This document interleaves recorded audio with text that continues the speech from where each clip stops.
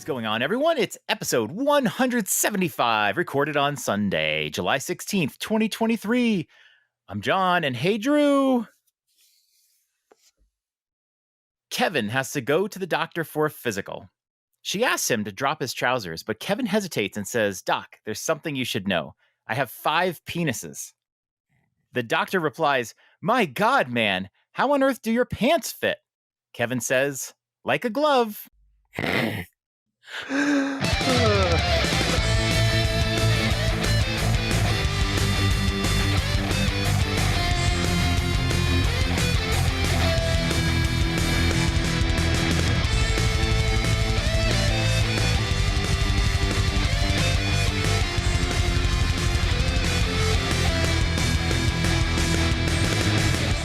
Who's ready for an all-new episode of the Dads After Dark show? Remember, it can get a little dirty at times. So very naughty. And now your hunky hosts, John and Drew.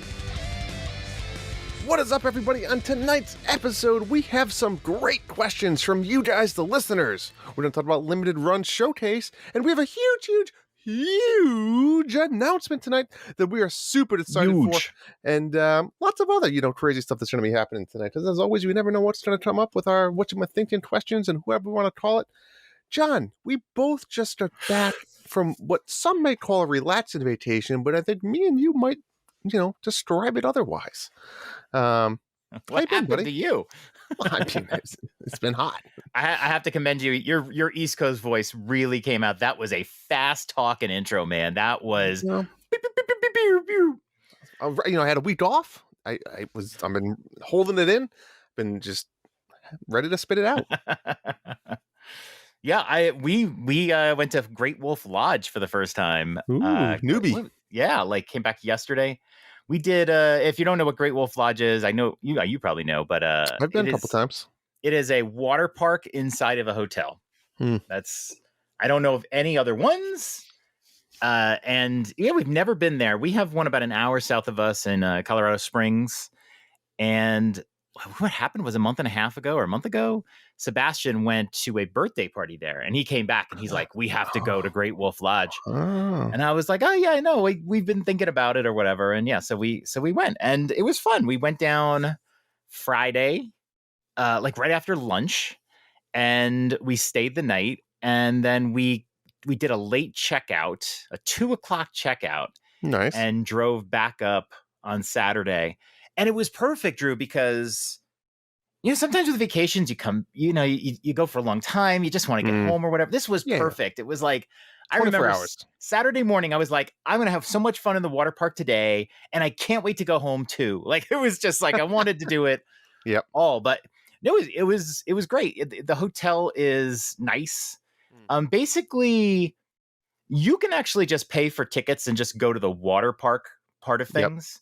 But we decided to stay one night. We're not going to stay that long. Oh yeah. And the cool part about it is the water park is open from 9 a.m. to 8 p.m. And so if you check in, we checked in on Friday, but we were able to go to the water park early. So we ended up room not ready yet. Well, yeah, and we expected that. We actually went down. We had lunch. We went to this pizza place, and then we were going to go and get our tickets and not check in, and that's what happened. And then, so you can go into the water park before you actually get in your room, which is fine. They give you the badge and whatever. The only thing we had to do was we had to stuff three backpacks into a locker. Why not just leave it in the car?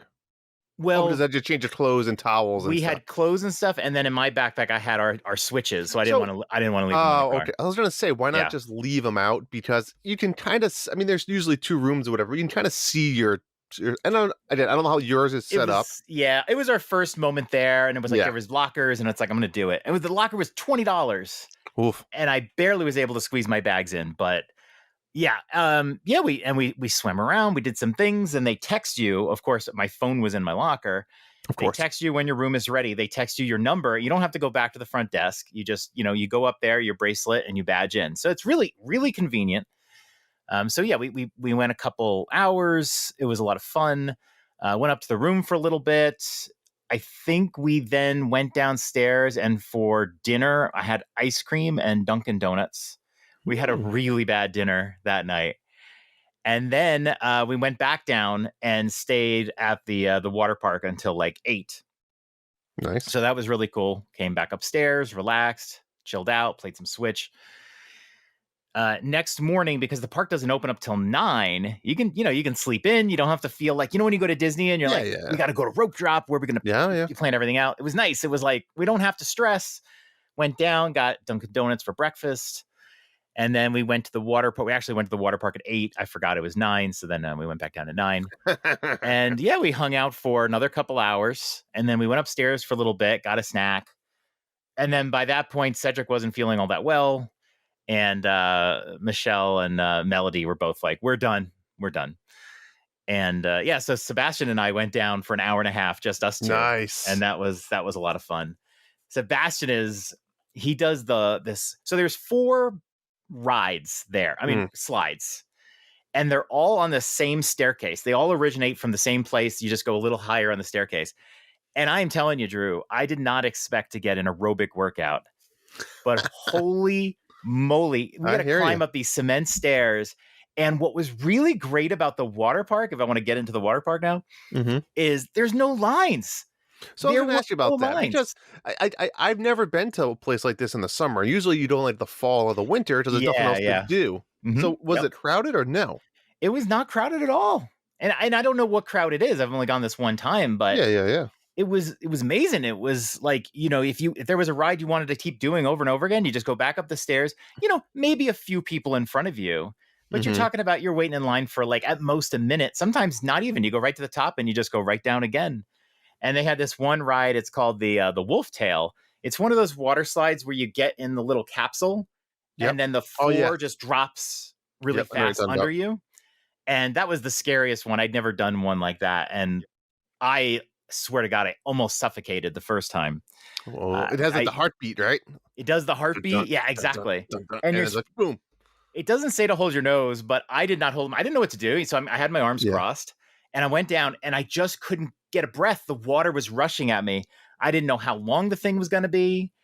And it was like, I was like running out of air. I was like, I can't catch a breath. You know what that means, John? It just means you're getting old. No, it means I did not know how this works. It means you're getting old. As a kid, you love that adrenaline. But when you get older, I'm on your page. On your page. Breathing is not an old thing. Breathing's a human thing. No. Apparently, the people tell you to hold your nose. Yeah. And I guess if you put your hand like this, you can breathe behind your hand. And it was a psychological block to get me to do it the second time. I was like nervous. But once I did it like 10 times. It's a blast. Yeah, lots of exercise. And then later in the day, it's really clear. When we went 9 o'clock in the morning, really clear. So we had a great time, snacks and everything. It was fantastic. And if I say, my recommendation would be if you go to a Great Wolf Lodge, if you really want to spend a lot of time in the water park, then just go early the day you're checking in. Go early, spend a lot of time down there. Leave whatever you can in the car. And then, you don't need the lockers except if you want to bring stuff out of the car. Really, the other times we left stuff in our room. Yeah. But depending on your family and how much you want to do the water park, there's 4 rides. There was a what do they call it? Fort something, like one of those big playground water things, which was nice, and a wave pool, which was 5 feet at its deepest. Yeah. Huh. There wasn't a lot. But the rides, because there was no lines, and they were fun enough that we just kept doing the rides over and over again. There was like a racing ride and a 4-person raft ride. We just had a lot of fun. If I went a second time, I'm not sure if it would hold my interest as long. It held our interest for the couple days we were there. Yeah. And great time. And the Dunkin' was great. I'm East Coast, man. A Dunkin' in there, fantastic. Gotta love the Dunkin'. Yeah. And, there's more. They have other activities like mini golf. I'm sure you did that. Yeah. And the wall climbing and stuff. We couldn't do the wall climbing. Ladders and we didn't bring the kids' shoes. The kids, we all wore sandals because we're going to a water park. Let's wear sandals. Fair point. Totally forgot. You're going to need your shoes for the rock climbing. So if we go again, and I think we will at least one more time. Yeah. We have all of that to do. We didn't do any of those other activities. So that was a great time. That one's in Colorado Springs. There's a bunch all around the country, and I've heard some of them are bigger. So, and some have different rides. So yours sounds similar to the one near me. This is about 1 hour from me. Like the four, did it have the same 4 rides? It was like a 4-person raft, 2-person raft, the wolf tail, and the racing. Oh, it also, yeah, but sleds. did it have 2? Mine was separated by 2 rooms. Like there was 2 big room buildings. Oh, so we just had the one. Oh, we had it had like a lazy river in there. One of them. Oh, really? Yeah, there was like a hot springs. Like it was a bigger. There was like one area that had like a pool that was like a giant hot tub, but massive. And then it also went outside. Like there was like a garage door built into the pool. Yeah, they have a lot of outside stuff. Yeah. Oh, that's nice. Yeah. Yeah, because Michelle loves the lazy river. She's not. It was a small lazy river. It. Let's be honest. It was inside, so it's not massive. Right. Yeah. Yeah. Michelle's not into the water park stuff. But she did it for the family. Respect that. She did it for the family and then bailed. But yeah, and like it's funny because my daughter is also seemingly not into the water park stuff either. So, well, we learned. Family. But yeah, every time we go to water parks, I'm like, I could just take the kids. Like, you know, she's like, no, I'm gonna go, and then she's like, she hates it. It's just like, you know, you could just stay home and play Zelda if you want. You know, she could have sat on a chair, read a book, and watch your Bat Pats. Saved $20. She was originally going to do that, but I was like, no, you're coming with us. You're coming. Yeah. Nice. How was your vacay? Yeah, so mine was we did a lot of the same stuff. I'll talk about that in a minute, but mine was one of that thing. I think I stayed a little too long. It was only like an hour and a half away, not even. It was short. But we decided to get like a hotel. I did really good discounts on Marriott's because of my sister-in-law. So we stayed at like a Marriott suite. So we had like a little room, like a living room area, which was nice. So 4 nights, it's an hour and a half away. The main reason we went to is Six Flags New England because my kids are older now. They like going on the rides. So they had a blast. My daughter is a thrill seeker. Like we'll go on any ride you possibly can. She'll go on it 100 times. Now Evan is like 48 inches. So he's like starting to get to that height where he can go on roller coasters and go on certain things. There's some of the more intense ones he can't, right? Like 52 is like the. Yeah, but he's getting close to all. Getting close. So he's 48. So we know on some. So there's this. I remember this. I haven't been to Six Flags this one in a long time, but they used to have this huge wooden roller coaster in the front. And I remember it as being like pretty intense, but like no loops or anything, just like a straight, fast, old school wooden coaster. That's probably really good for him if he wants to go on a roller coaster. Right. So I go over to it and it's called the Wicked Cyclone. What a New England park name. Wicked. The Wicked Cyclone. So it looks like the track has been updated. It's all the wood frame still, but like the actual track now is this orange track. And I'm like, did they update this? And I think they updated it. I was like, all right, well, it's got to be similar. Like the structure is still the same. Maybe like it was rotted out, so they replaced it with some steel. So I was like, Evan, do you want to go on this ride? He's like, yeah. He's all pumped. I was like, all right, let's do it, buddy. So I sit next to him. So we go up the massive hill, and it's like a straight drop. And I'm looking over to him, and he's hanging in there. And then all of a sudden we start going down these turns, and it goes into, John, a double corkscrew, which is upside down corkscrew. All right. Double. I don't know if you've ever seen like a double corkscrew. Like it's just like feels like you're on it forever. Your mom's seen a double corkscrew. Oh yeah. Well, let me tell you about that. So I'm looking over the kid, and he's not like crying, but he's like holding on for life. I'm scared. Like just yelling. I'm like, oh my God. But he's 6 years old. Right. So I'm like, oh my God, my poor buddy. So like he gets off. Like we like wait. Now like at the end you wait the brakes, and I'm looking. I was like, how was it, buddy? I don't know. I'm kind of scared. He's like, I think I hit my head. I was like, well, what do you mean hit your head? He's like, no, my head hurts. I'm just like, sure. So we get off the ride, and I'm like, he's like, keeps touching his head. I was like, let me see. And he has a giant like egg on his head. Wow. Probably because he's so small, and like the corkscrews are probably like a loop's probably fine, but a corkscrew, like you're moving side to side. Is it the corkscrew though? Because a wooden coaster is pretty rough on its own. It is, but it had like a steel track now. Again, they upgraded. I did not know this. It never used to have corkscrews. I mean, wooden coasters don't really have that stuff. So he scarred for life, but also he loved it. Like at first he was, you know how kids are. Like after the first hour, they're like, I don't like that. I don't want to do that again. But then like as time goes, he's like, that was awesome. I had this weird feeling in my stomach and this and that. And like, so he was all excited for it. So we did that the first day when we got there. it was hot, like 88 degrees and humid, like 90% humidity. It was hot.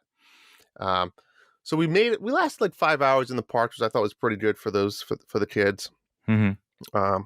And then we went to like mini golf and go-karts and all this other fun stuff. You saw me and Hambone were talking back and forth about good. I mean, like, hey, do you know any good mini golf places? You're like, oh, this one's really good. It's got a great lie on it, really clean. It's like, wait, it's mini golf, guys. It's so much more than mini golf. So we did all that type of stuff, arcades and things like that.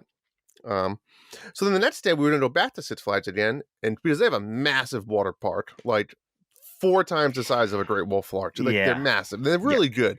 And this day was supposed to be hotter, supposed to be 90 degrees. So it was hot. And yet we ended up staying at the water park, John, for like 6 hours. I can't believe my kids just didn't want to leave. They were having the time of their life, going on slides. So me and Zoe like disappeared for like 2 hours, and we just started going on all the big slides. Just like, again, that's what Zoe wants to do. While, Evan was doing, the smaller wave pools and, like you said, like the bucket stuff with the small slides off of it and stuff like that. We had a great time. And then that lasted. Then we ended up going to the movies and seeing Elemental that night. So it was kind of a more relaxing night. Somebody's got to see that. And I'll tell you what, Disney movies have been struggling. I enjoyed Elemental. I thought it felt very back to the original, like, unique story that I enjoyed. I thought it was a cool, like, universe. I could see another movie come out in that same universe. We got to sit on that topic at some point, because that is interesting. Pixar movies have really been different lately. I agree. But yeah, it just seems like a lot of people aren't just going to theaters for the big movies this summer, and there's a lot of theories as to why. But I agree. I definitely Disney's problem is they have Disney Plus, and just like me, I'm like, I'll watch it when it comes on Disney Plus. I know. I think it's a great topic. We talked about that even in streaming and Game Pass and all that other stuff in the future. The next day we went to some museums in Springfield. We went to like a Dr. Seuss museum, which is pretty cool, and some other ones. What else did we do? We went to, you know what I hate? Those stupid like trampoline parks. And my kids were like begging me to go to them. And it's just like such an injury probe. Yep. Like, it's just like you just sit there as a nervous wreck the whole time. Yep. I mean, they did have like laser tag and other stuff like that we did, but like when they're on those trampolines, I just get so like, I don't like it. Ugh. I don't like it. I don't like it either. And that's the place where like I can go with my kids and have fun with them on playgrounds, water parks, whatever. I don't do the trampoline thing. I don't like it. I just don't like it. I don't like it. So yeah, it was a long trip. We got really lucky. Those 3 days that we were doing outdoor stuff was beautiful, hot weather. But besides that, we've had storms and rain. I think we got 4 or 5 inches of rain today, John. I had to drain my pool twice because it started overflowing. Wow. I mean, I sent you a video. I have like a river going through my front yard. It's been shitty, crazy, weird weather. We had that earlier in the summer, and now it's been very dry. And it's like I want the rain back again. I gotta go back to the water parks. Yeah. What is your take on water parks and weather? Because I don't know what kind of weather I like when I go to a water park. I didn't have to deal with it at Great Wolf, but when normally you would think, 90 degrees, it's great for a water park, get in the water. The problem is you can sit on a line for like 20 minutes. You can. And you're just baking and you see the water and you're just like, I just want to get in the water. Like, I'll tell you what, I'll take the 90 degrees every day. I thought it was the perfect day. You know what my wife did like a few days before we went, you do like your big Target run and bring snacks and stuff on these types of vacations. Right. So we did that. And she goes, I remember a long time ago, we went and it was hot. She goes, we need to buy water shoes. And it's like an adult. I know that sounds crazy. I don't have water shoes. I don't think I've ever worn water shoes in my life. Like, live in New England, you go to the beach, you walk on the hot sands and you suck it up. But I do remember like 6 hours on this pavement and waiting in lines. Yeah. It's brutal. So we bought water shoes and game changer, like legit game changer. I use sunscreen for anyone out there that was worried. I did use it. I don't use it often, but I said, you know what? The chubby bracket helped a little bit. I feel okay enough to walk around with no shirt on. Oh. And well, you know how it is when you're in public places like that. I'm sure you saw it at the water park. There's people. By the way, like thongs should just not be allowed. I like there's people. Well, let me rephrase that. In places like Six Flags Water Park, there's no one in that park wearing a thong that you want to see wearing a thong. Yeah, I mean, occasionally, yeah, I know what you mean. It's weird. But anyways, I like 90-degree weather for water parks because worst case, you just sit in the lazy river or you just go in the wave pool a little bit and let the kids jump in the waves and you hang out. I think I like a little cooler, even though it can make the water cold. I would like a good 75 or something because it is. Nah. I feel like I'm baking, and I think like you. I usually wear a shirt when I go to a park. In fact, I often wear a hat because if I don't wear a hat, my scalp is going to burn, and it has in the past, and that's never happening again. So I usually wear a hat, and usually a hat that's I'm gonna have to get rid of because it's soaked in water. Yeah. But I was like, before the trip, I was like, oh God, this is an indoor park. I can't walk around with a shirt on. Like, what am I going to say? Like, I got to walk around, no hat, no shirt. And I was like, I don't know if my kids, hat, no shirt. Because I was Good like, for you. And I'm like, I'm not sure if my kids really have like hung around with me with just no shirt on, So, but then you go there and there are some dudes, man, that you feel good, huge. Don't you? I don't feel bad about having an extra cookie. Just look at that asshole. He had 8 extra cookies. Exactly. It's like, wow.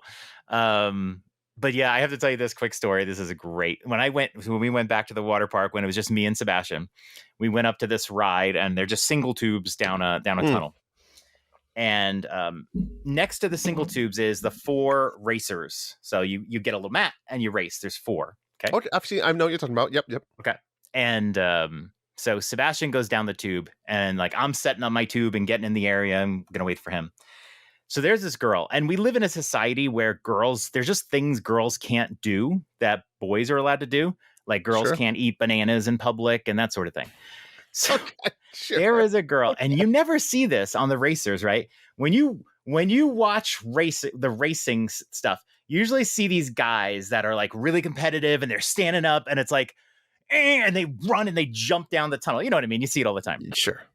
There was a girl there. And she's like, early 20s.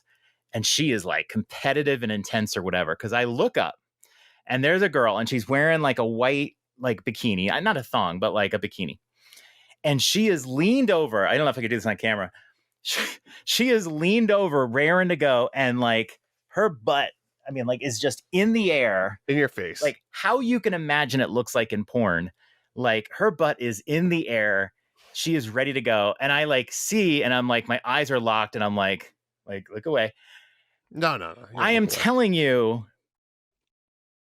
I was ready to go down the tube and the guy was just not sending me down the tube because I think the guy was just staring. I think every guy up there was staring. It's something you don't usually see. Did you give like Sebastian the elbow and like, no, he was already gone. He was already gone. He was already down the tunnel. Have you had those moments yet with having teenage boys like, hey, what about her? No. I am not. No. You're in a water park. Have you done that with Evan? He's 6. You have teenagers. Wait till he's 16 and they'll ask you again. It's going to be no. I don't know, but yeah, look at that ass on that, that chick. That's something. No, that is not something I'm doing with my son. There's no way. Really? There's no way. I'd love to know if somebody does. I don't know. I feel like I will. Maybe in their 20s. Like Cedric's on that age where I don't know where he is. You're going to find that out when your kids get older. You don't often know where they are on that spectrum. Fair. It's like, but it was hilarious. And like the girl knew what she was doing. Like she knew what she was doing. Don't you feel like a dirty little pervert when you go to water parks? Like I can't help it. I just stare. I look at it all and I take it all. You can't stare. You gotta look away. You gotta take a glance and look away. Here's the difference. And it's tough inside here. I'm the guy just bathing suit and sunglasses. That's all I wear. So I wear the sunglasses on the ride. But that's my You wear the sunglasses on the ride? They don't come off. They were on for 7 hours straight. Yeah. And that's why I buy the gooder sunglasses, not to plug them, but wow, they're great. Do we have a promotion going on? You should, because they're fairly cheap and they're quality and they kind of have a little bit more rubbery feel, so they stay on a little bit better than like my Oakleys. You did big slides, though. They don't tell you to like just take them off and hold on. I don't know. That's the beauty of buying these glasses, like $20. If I lose them or they break, It's not the end of the world. No, not about your glasses, about the park, right? If you lose the glasses, they end up in the slide and somebody comes after they're it. like 18-year-old exchange students that most of them, nothing against it, great for them, but they didn't, like, a lot of them didn't speak clear English. like they're putting like straps and measuring my son if he's tall enough to go on the ride. I'm like, well, like they're not probably qualified for a lot of this stuff. The water shoes probably gave some height. Exactly. Wow. I forgot on the East Coast, you just don't give a shit. You're just like, East Coast, So let me ask you, John, not that I really give a shit about your answer, but 25 minutes in, do you think people enjoy this conversation? I think they want to hear a big announcement. I think they want to hear a big announcement. I like that. Well, John, what's this big announcement? Who's giving it? I get to do the announcement? I don't know. Sure.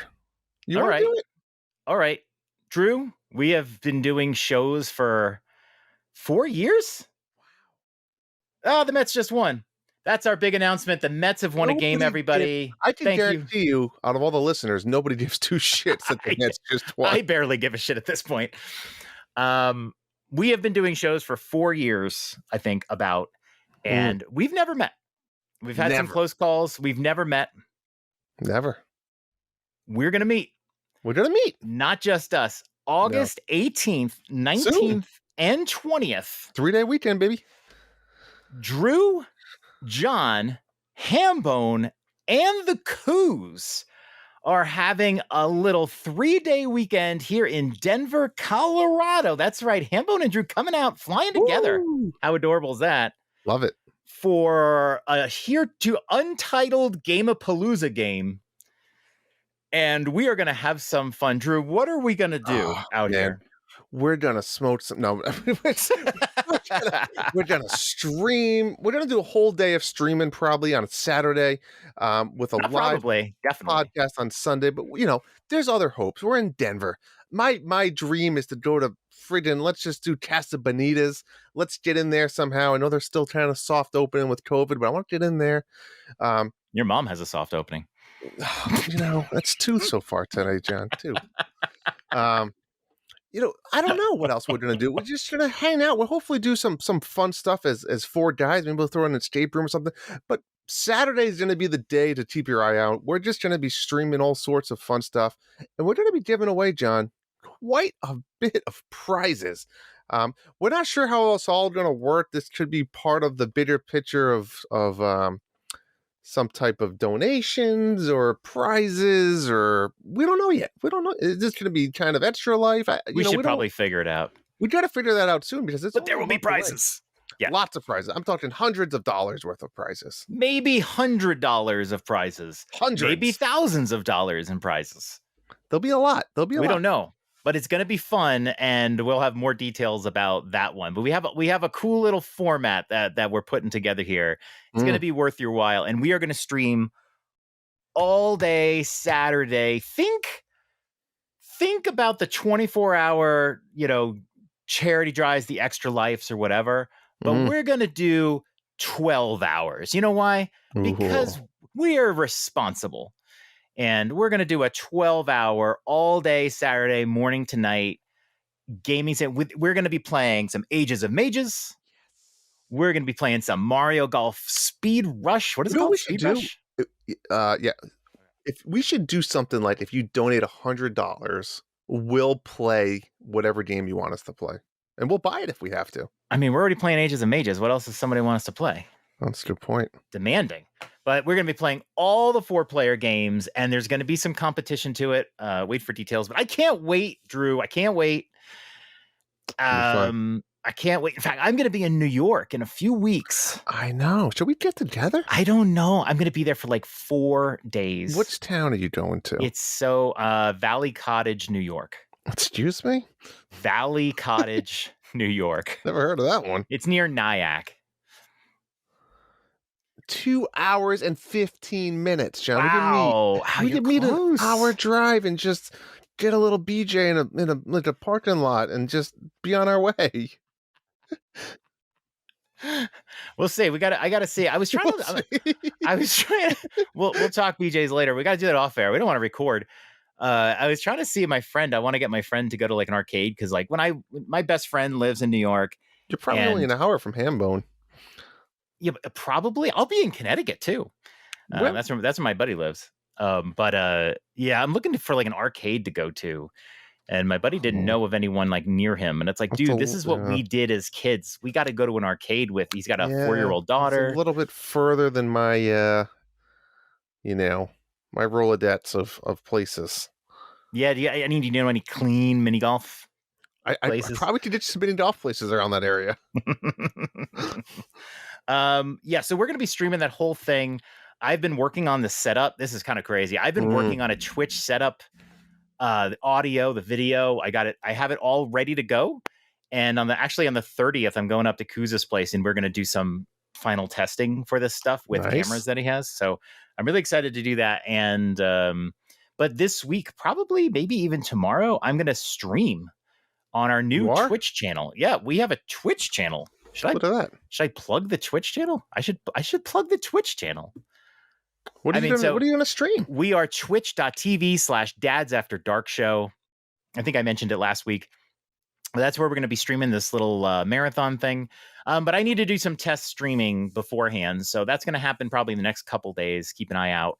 I'm probably going to stream Bug Snacks, which is going to be my monthly Mayhem game. Oh. So if you want to watch me play some Bug Snacks and give some witty commentary, I'm going to take the lead once we figure it all out and creating a nice little itinerary sheet that we could send out to people. Yeah. Maybe we'd put it in our Substack, John. Maybe a little article on it. We can. There's some things I know we definitely want to do. Yeah, but I'll put a little timetable up there. You know what we're going to be doing, what's going to be happening for the weekend for people if they want to, chime in.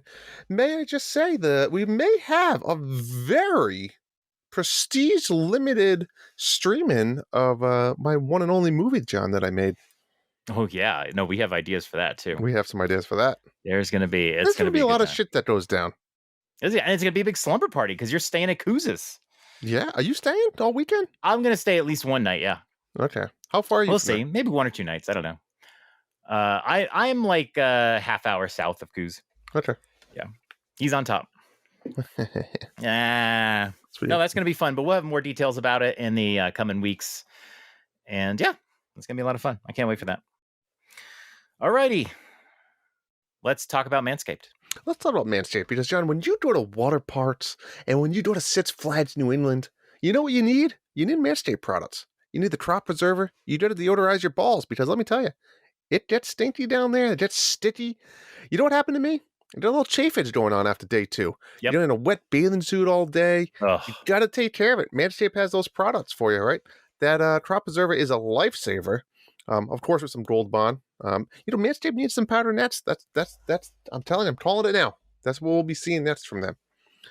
But yeah, you know what you don't want to do? You don't want to shave your balls before the water park. Wait until you get home for that. That will help the chafage a little bit. But yeah, Manscaped, go get all your products. It's summer, it's hot, you need the deodorant. Like I said it before, I love the foot deodorant. I brought that. I used it after those long days when you just want to throw it on your feet, massage them in a little bit, make them smell nice. So go to manscaped.com for 20% off and free shipping. Use our code NINDADS, NINDADS. Let's get to the meat. Oi, that's a good one. The meat. So immature, but I love it. Anywho, to the meat. Drew, before we start, reminder to check our Substack, dadsafterdarkshow.substack.com. We got news, we got articles, we got opinions, we got videos, we have links to our merch and our socials. We are now on Threads. It's a good time up there. I'm really enjoying it. It needs a few more features, but it's a great little platform right now. And yeah, check that all out. Monthly Mayhem has begun. Ooh. Why don't you give us a little update on that? Monthly Mayhem is upon us. Remember, you guys, if you have not played this yet, you'd have to pick one of the 4 streaming services. John, let's see if I name them all. We have Luna, we have the NSO, we have Game Pass, and we have PS Plus. Go on there and play a game that you would never typically play. The beauty about this Mayhem is that you don't have to actually beat the game, just play it enough to experience, to enjoy it or don't enjoy it, depending on how you feel about it, and then give us a review. This should be a written review. It could be as little as a few sentences. It could be as little as a couple pages, I guess, but try to keep it a little bit briefer. You know what? If you want to do a couple page review, great, do it. But No, also give us don't. like a paragraph Yeah, so do we not. could read that paragraph on the show. Do but not. if you like Do not. write, You submit a 2-page review, you lose. listen, you could do it for the audience, but we're not going to read it on the air. Put it in there and then just give us the paragraph you want to submit. If you're not a writer and you want to do a video, you can do a video. Hell, I'll even let you do a voicemail. Why not an audio clip? If you want to do 2 sentences like my co-host, you can do that too. It's fine. We could throw in a few emoji and maybe people won't realize. I try and hit enter a couple times. Is this a good time? Should I talk about my game or should we wait? No, let's talk about it later. Okay. It's called a tease. We're going to tease Call it a tease. But yeah, Monthly Man, make sure you get this submitted, John. When does this expire? This goes... I don't fucking know. It's a few weeks from now. It's before I go away, so it's a July couple weeks. 30th. Yep. So July 30th, make sure you play your game and get your review in. Remember, any one of those 4... the idea is just to get you to play a game that you never would before, because hey, maybe you'll out of your actually comfort like it. zone. Yeah, absolutely. And if you're enjoying it, just beat it until you climax, and you're fine. I do that often. Yeah, not on this one though. All right, we've got news. We got the limited run game showcase. I almost forgot that this was happening. The whole, I don't know what Summer Game Fest is. Jeff Keighley did the Summer Game Fest, and it's like he reaches out to companies and they're like, hey, are you going to do a video this summer? And they're like, yeah. And he's like, okay, cool. You want to call it Summer Game Fest? Yeah. And they're like, sure. And they just get on their calendar. But this has nothing to do with anything. But yeah, no. Limited Run did a showcase and they showed a lot. They did. Now, people may not have seen this, so I'm just going to run through all of them really fast. And then we can talk about. But they announced a lot. They started with the Castlevania collection for GBA, Circle of the Moon, Harmony of Dissonance, Aria of Sorrow, and there's also Dracula X on there. That already exists, but they're doing a physical version. A lot of these games, Luna actually. Yeah, a lot of these games exist already. This is limited run. They're doing the physical copies. There's Rise of the Triad, Ludicrous Edition. There's Scarlet Symphony, Toplin Arcade Garage, The Making of Karateka, which is a classic. You should look that up. That's really interesting. I didn't even know about it. That's just a DVD. Or no, I think that's they're putting the game out. It was a little confusing. I think they are putting the game out, but they have a making of it as well. Teenage Mutant Ninja Turtle Music Collection on vinyl, CD, and cassette. The cassettes looked really cool. Roller Coaster Tycoon 3, El Shaddai, Dungeons of Aether, Shantae Risky Revolution, which is a new Shantae game for the GBA. I don't really understand that. Chicory is coming out physical. Odin Cat's Paradise Collection, Arzette, The Jewel of Fairmore. Plumbers Don't Wear Ties finally is coming out in September. This Way Madness Lies, Midnight Fight Express, Colossal Cave. If you remember, that's the first Sierra game that what? It is. I like Sierra. Yep. That Roberta Williams did. Another Crusade, Rose and Camellia Collection, Gargoyles Remastered, Double Shake Clock Tower, the Jurassic Park Classic Games Collection, Tomba, and it ended really oddly with Gex Trilogy. Nobody gives a fuck.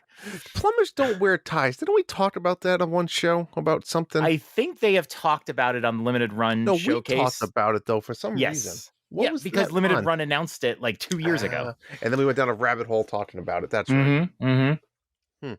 I'm pretty excited for Jurassic Park Classic Game Collection. I'll probably pick that up. Those games have a lot of memories. I loved how you could play the game as the dinosaurs or as the humans. And then it was a totally different game experience based on which one you chose. So I'm probably going to pick that up. I never played any of them.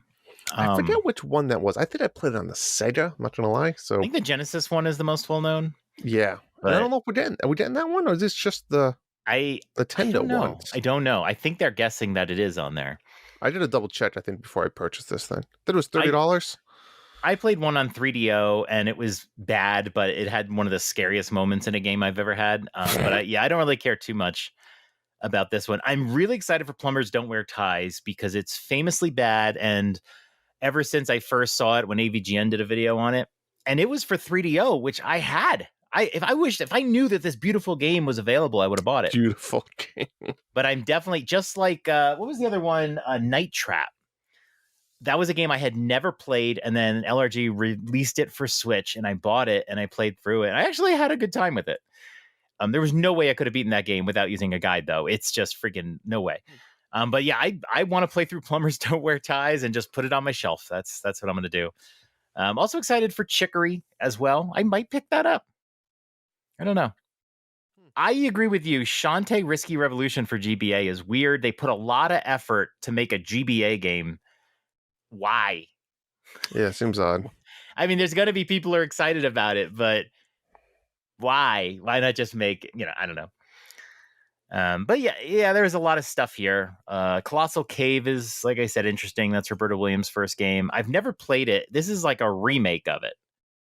And I think the remake already came out. This is a physical version of it. So I might be inclined to pick it up, but I don't know.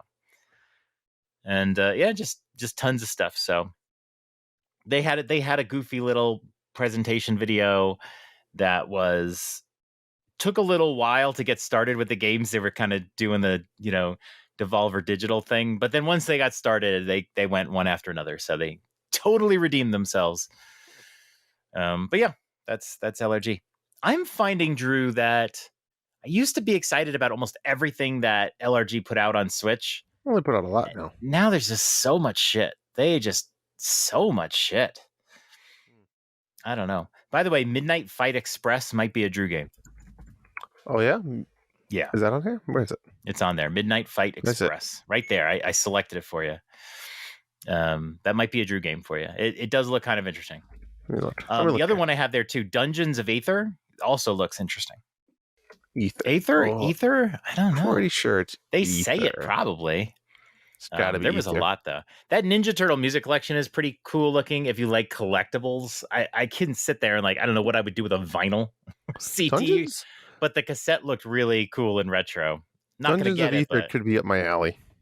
Yeah, those games did look pretty good, but sometimes games can look good to you when you feel like you need an excuse to buy something, and it's like, this game has been on the eShop probably for a while, and I'm not interested in it, and then they say, oh, it's physical, and you're like, oh, I want that. Wait, is it already out? I think so. Maybe, probably. I think Most games that LRG puts out are already out. But I didn't think Jurassic Park is on the Switch right now. That one may not be out yet. I don't know if that one is out. Most of the time they are. Plumbers Don't Wear Ties is not out yet either. Is $15 on the eShop. Came out April 6th, 2023. Yeah, I mean, you can throw it on the wish list. I think I shall do that. I've always wanted to play Chicory, and I think it's free on PS Plus. It was free I think it's free on Game Pass now. I can't remember. But I don't know. I just don't play it. It's like I should. It's supposed to be really good. Yeah.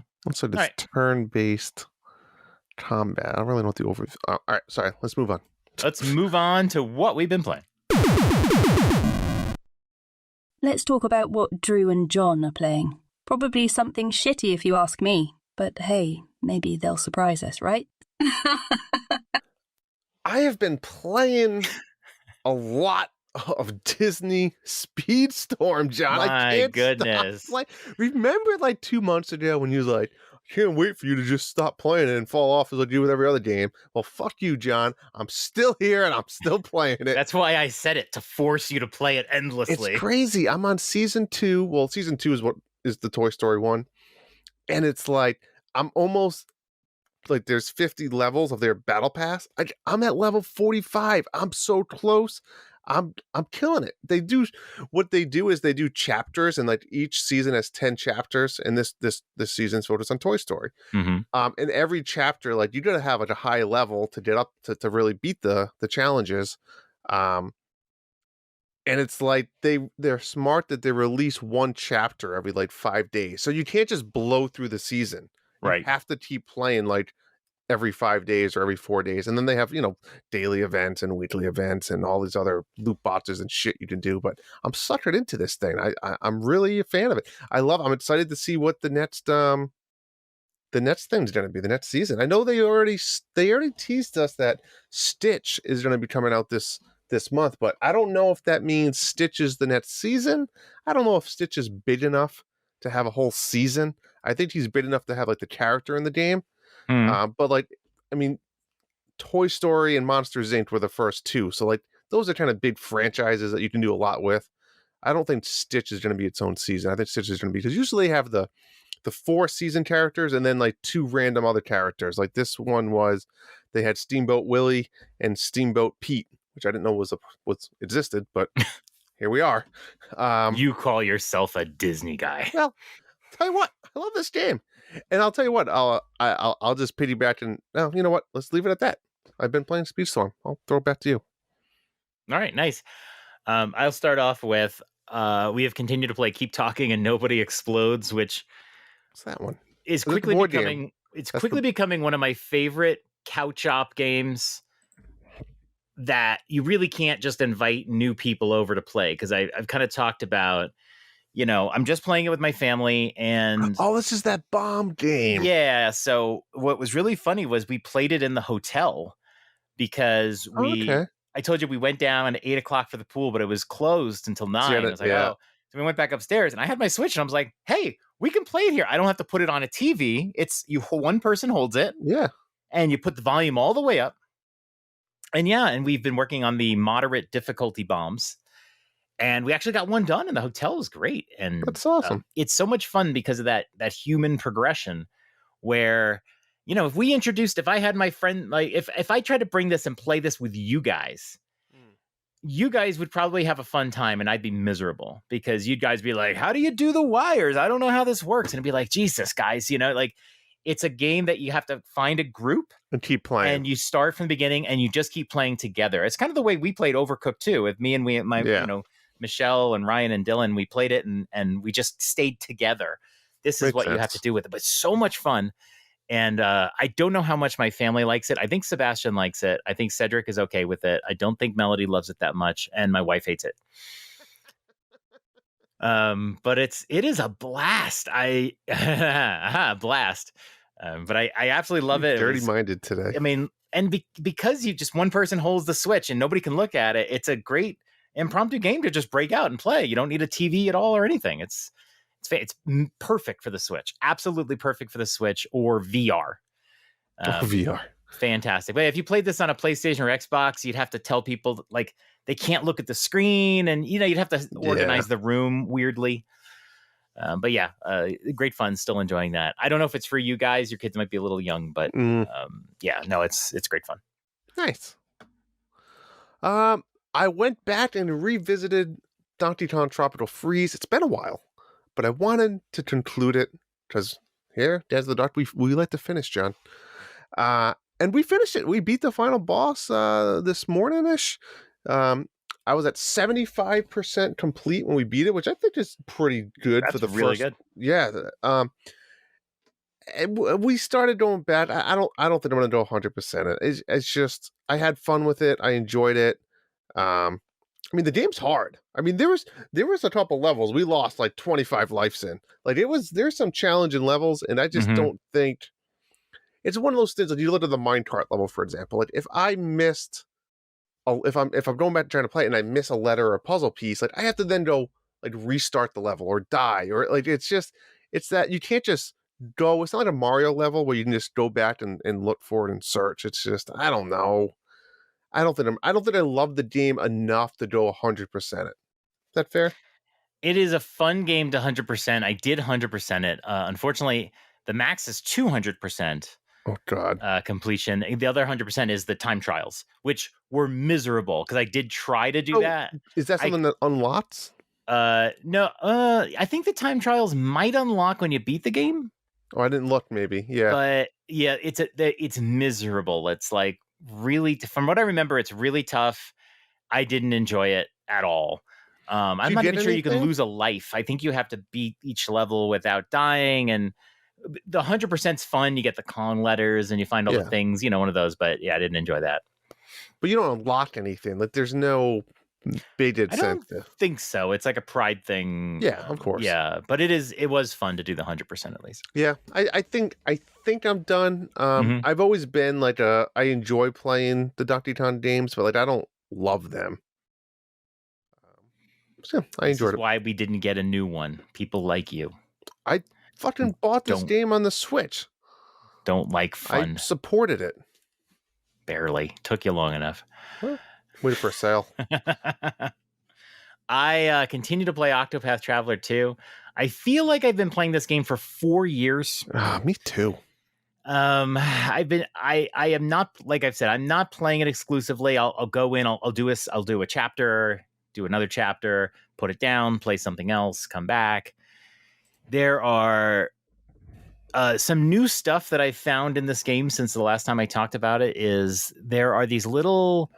So the big complaint people had about Octopath Traveler was that all the characters are just very independent and they barely talk to each other. They have these sometimes they have these conversations which have no importance to the game and do nothing, and they're lame. But yeah, for the most part, everyone does their own chapter, and then magically their friends are there to help them, and then their friends are gone, for the cinematic sequences.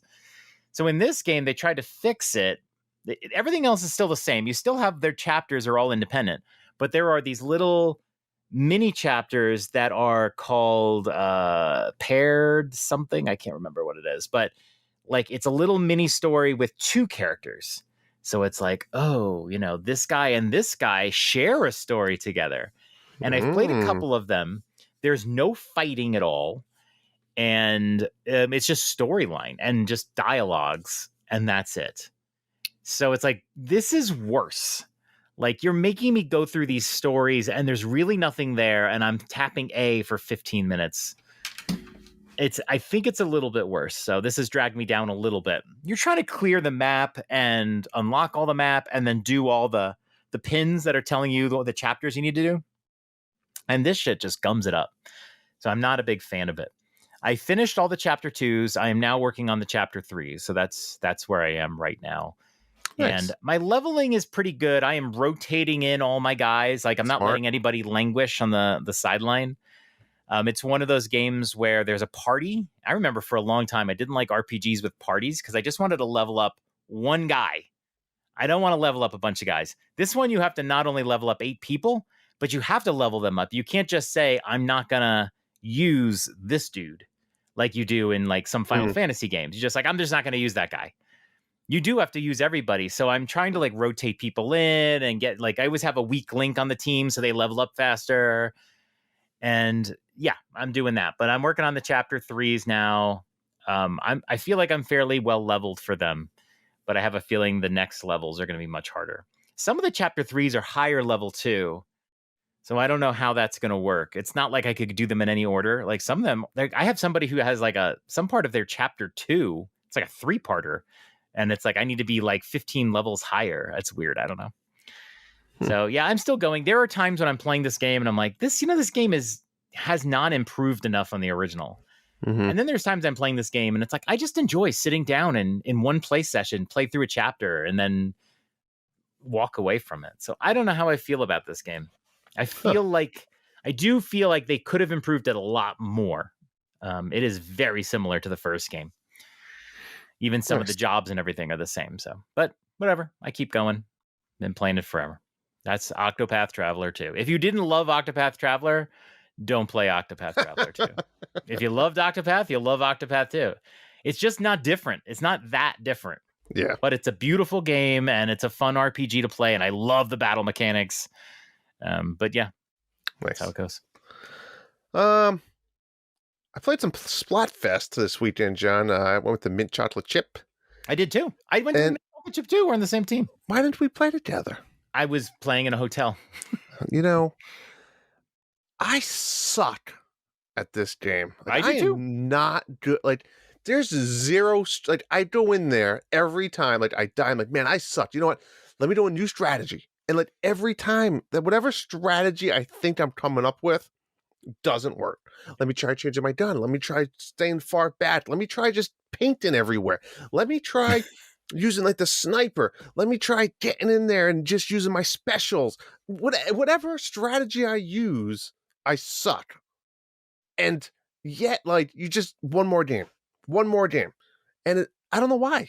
I'm not even having fun. I suck at it. I'm the same way. I think I have more fun than you. But I mean, just I've tried to be more patient and guard territory. I'll sit there and just ink territory in front of me and just stay guard and whatever. But yeah, some dude will just come and shoot me, and I'm shooting them, and then they just splat me. I just feel like when it's a one-on-one battle, and I'm like, you go to approach someone to try. I lose 98% of the time. I don't understand. And then I've never been a motion control guy for this game, so I was like, shit, let me try putting motion controls back on, and I'm like fucking aiming at the ceiling, trying to run, and I'm all over the place. I'm I rocking in my recliner, and I'm like, this isn't going well. So I went back to the non-motions. It's just, I think the best strategy is to play with a pro controller. That's what I was doing with motion controls on. I tried. I do portable only, and it's just the way I want to play, and I stink at it. But I think that's the way you want to do. Is you do need the motion control that gives you that fine-grained aiming. But yeah, with the pro, I don't know. Yeah, I don't know. Really quick, I wanted to also talk about.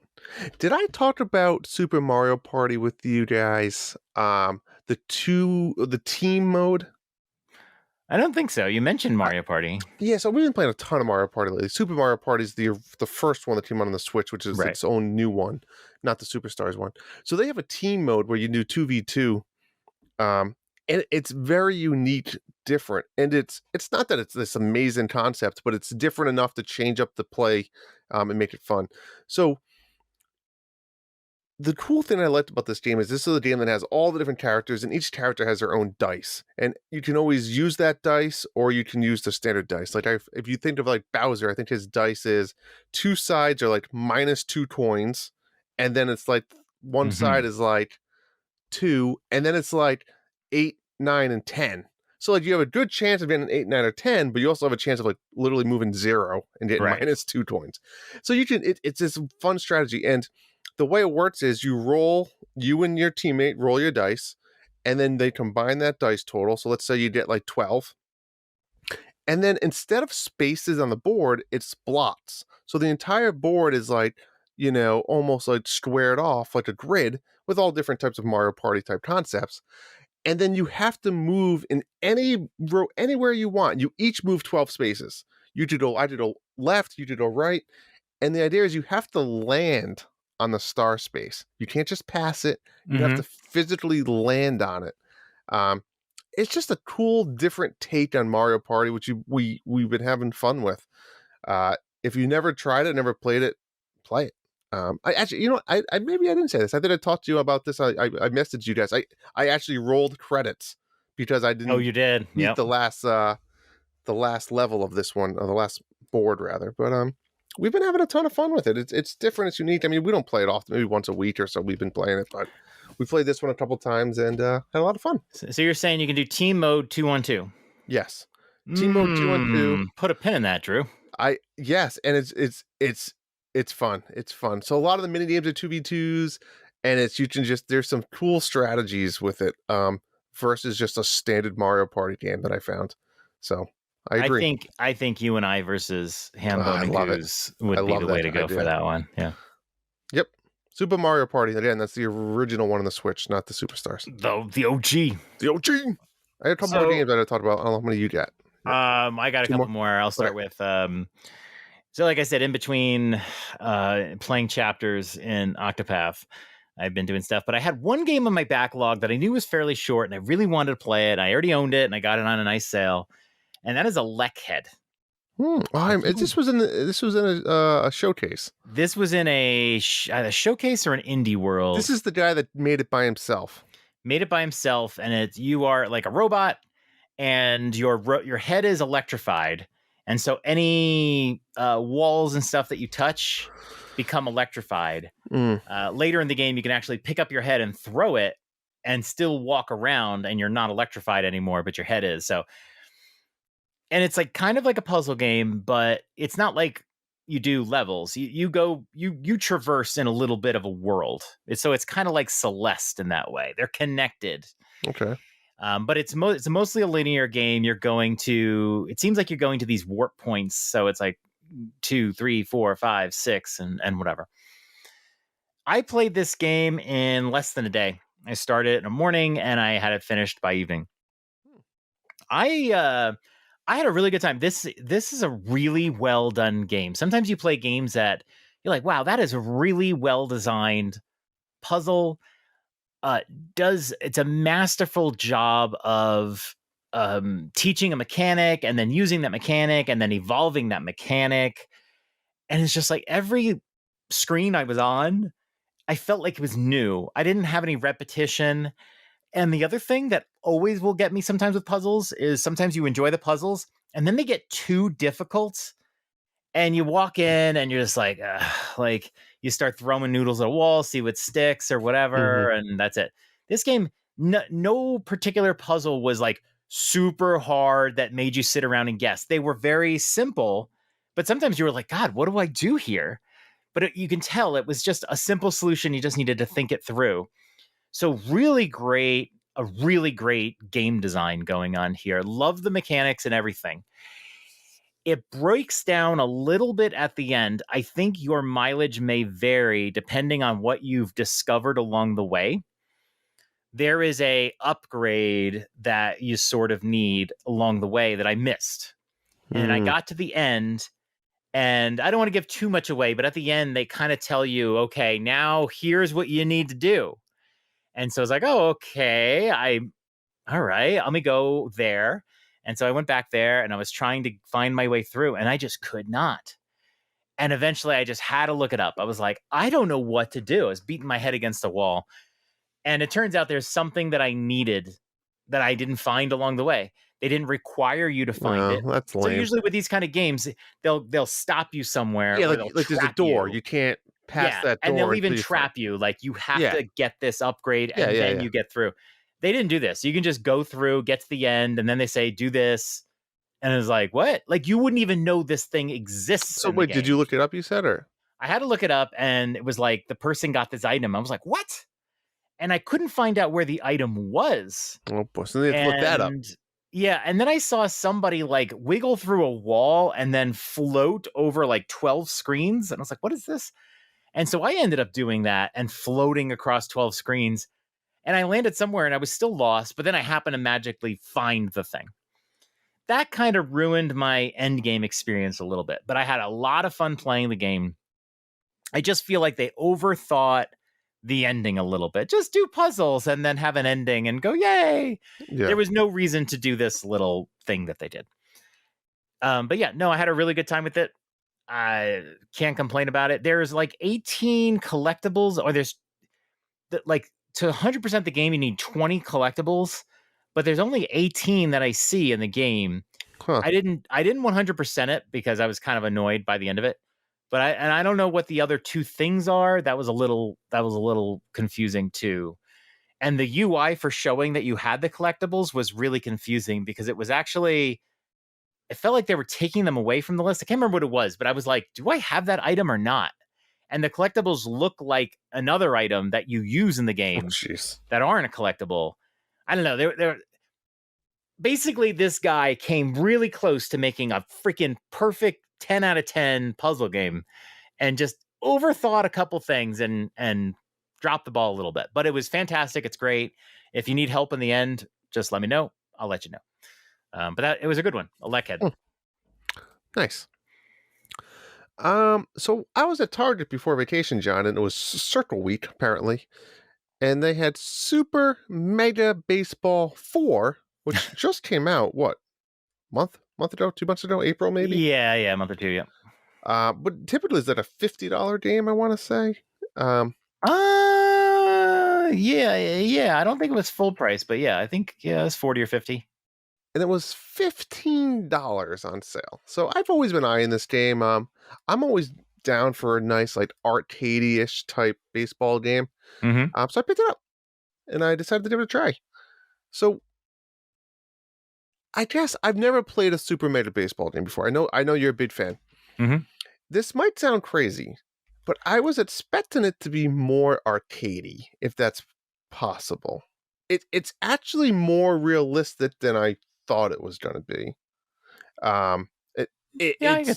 It's not a bad game, and I like how it's just fun teams, and they tried to, throw players in there like Big Papi and I think Randy Johnson. That's new. That is new. That's new. Players, and so each team has like one player, like you kind of know. But From a baseball point of view, I'll be honest, solid game. I thought the pitching variety was clever or easy to use rather. I did really struggle with hitting, which I guess is good and bad. Or maybe it was a bit of a learning curve where I didn't want to just go up to the first game and start hitting home runs and getting hit after hit after hit, right? Because what fun is, I mean, it's fun, right? But it's not also fun if you win every game 10-0. Right. I really struggled the first game. Like I didn't get one hit, or maybe I had one hit. But as I played more and more, I understand like the power system and how to hit it better and stuff. At the end of the day, though, I wanted more, and maybe shame on me for not doing my homework and spontaneous purchase of only $15. I just thought it was more of like again, I don't want to say Mario Baseball, but more of that arcadey, foolish type baseball game. And in reality, it's more of I'd say more of a realistic type baseball game, but maybe not like MLB type realistic. Not a bad game, but not for me. I'll just leave it at that. I respect it. It seems like a good game. It's just not what I thought it was, not what I was hoping for. Wow. I'll keep it. Maybe every once in a while, if I'm just feeling a little itch, I'll jump in and play it. They do have tons of play styles. I like they just have like elimination mode. They have a tournament mode if you want to just play a bracket. They have seasons and they have like career modes. So tons of options and things to do, online modes and rankings and stuff like that. It's just, not what I was looking for. I remember when I played the last one I played, which was 2. I own 3, still haven't played it yet. The fun is you can crank up the difficulty, right? Like, yes, they crank up the difficulty and you score more points, like better you do. So like what I love about, the thing about sports games is they always start off and you just get your ass kicked, right?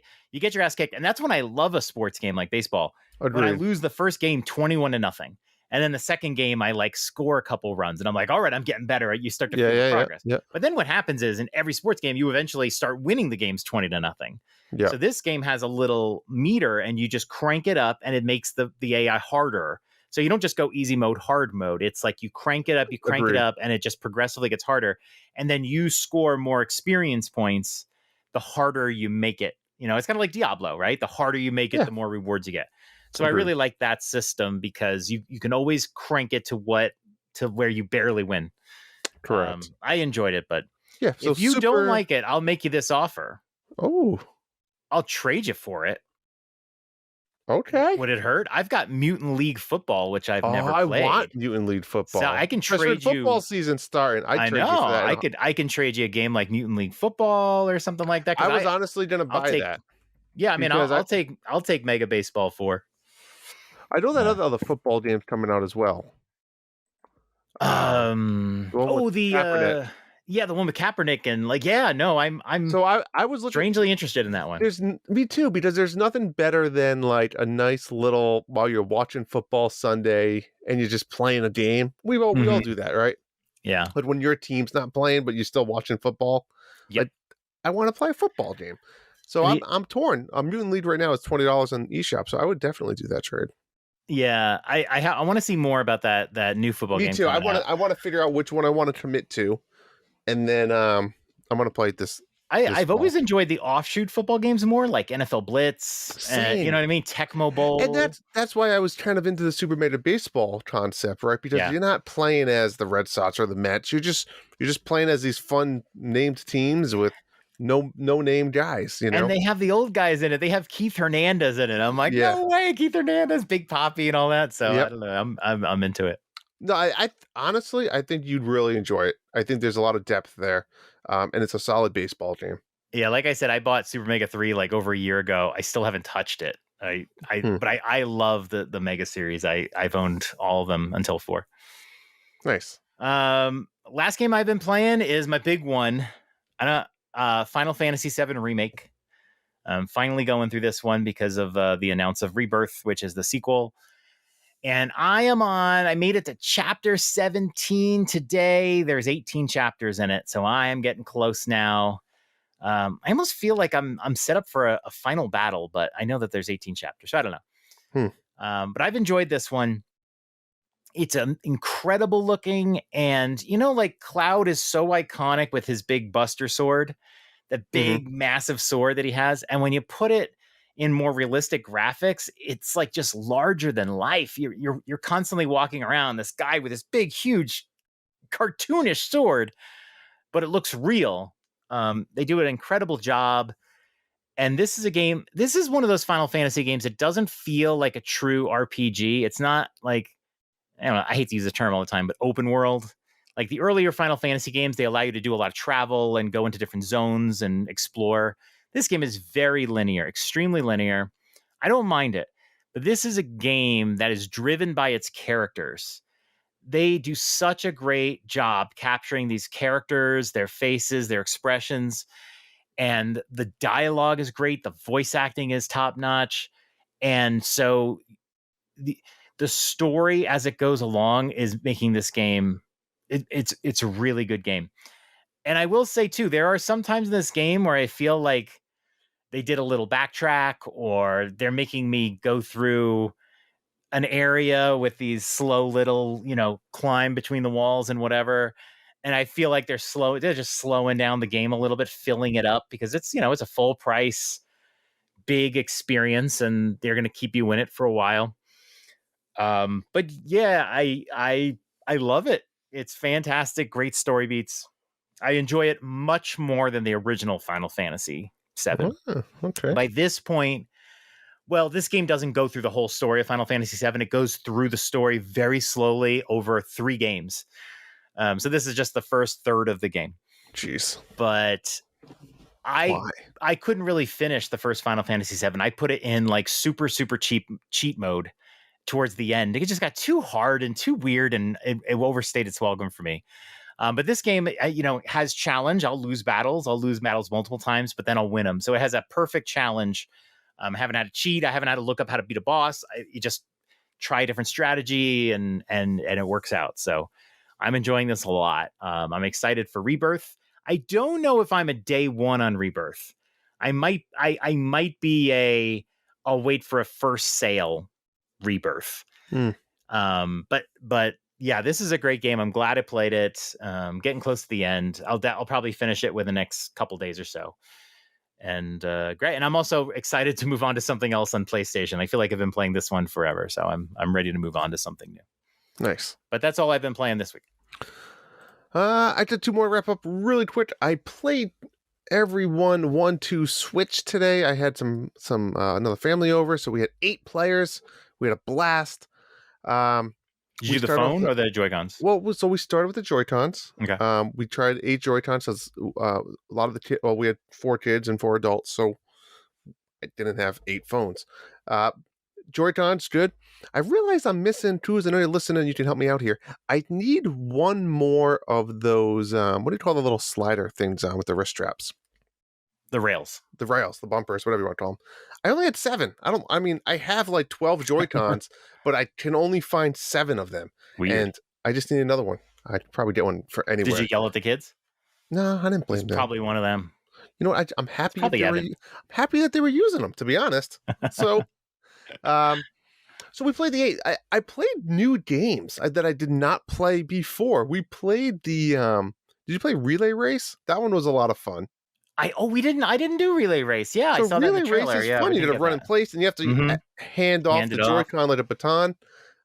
There was another one I thought we didn't play either, but I don't remember. It was funny. We were playing the Samurai Sword one, and it was me and three of the younger boys. They had 2 boys and Evan, so they all wanted to be on my team. So it was me and the 3 boys, and it's 3 adults and Zoe.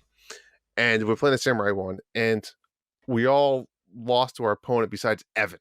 So it's Evan versus the 3 adults, and Evan beat them all. And it was awesome.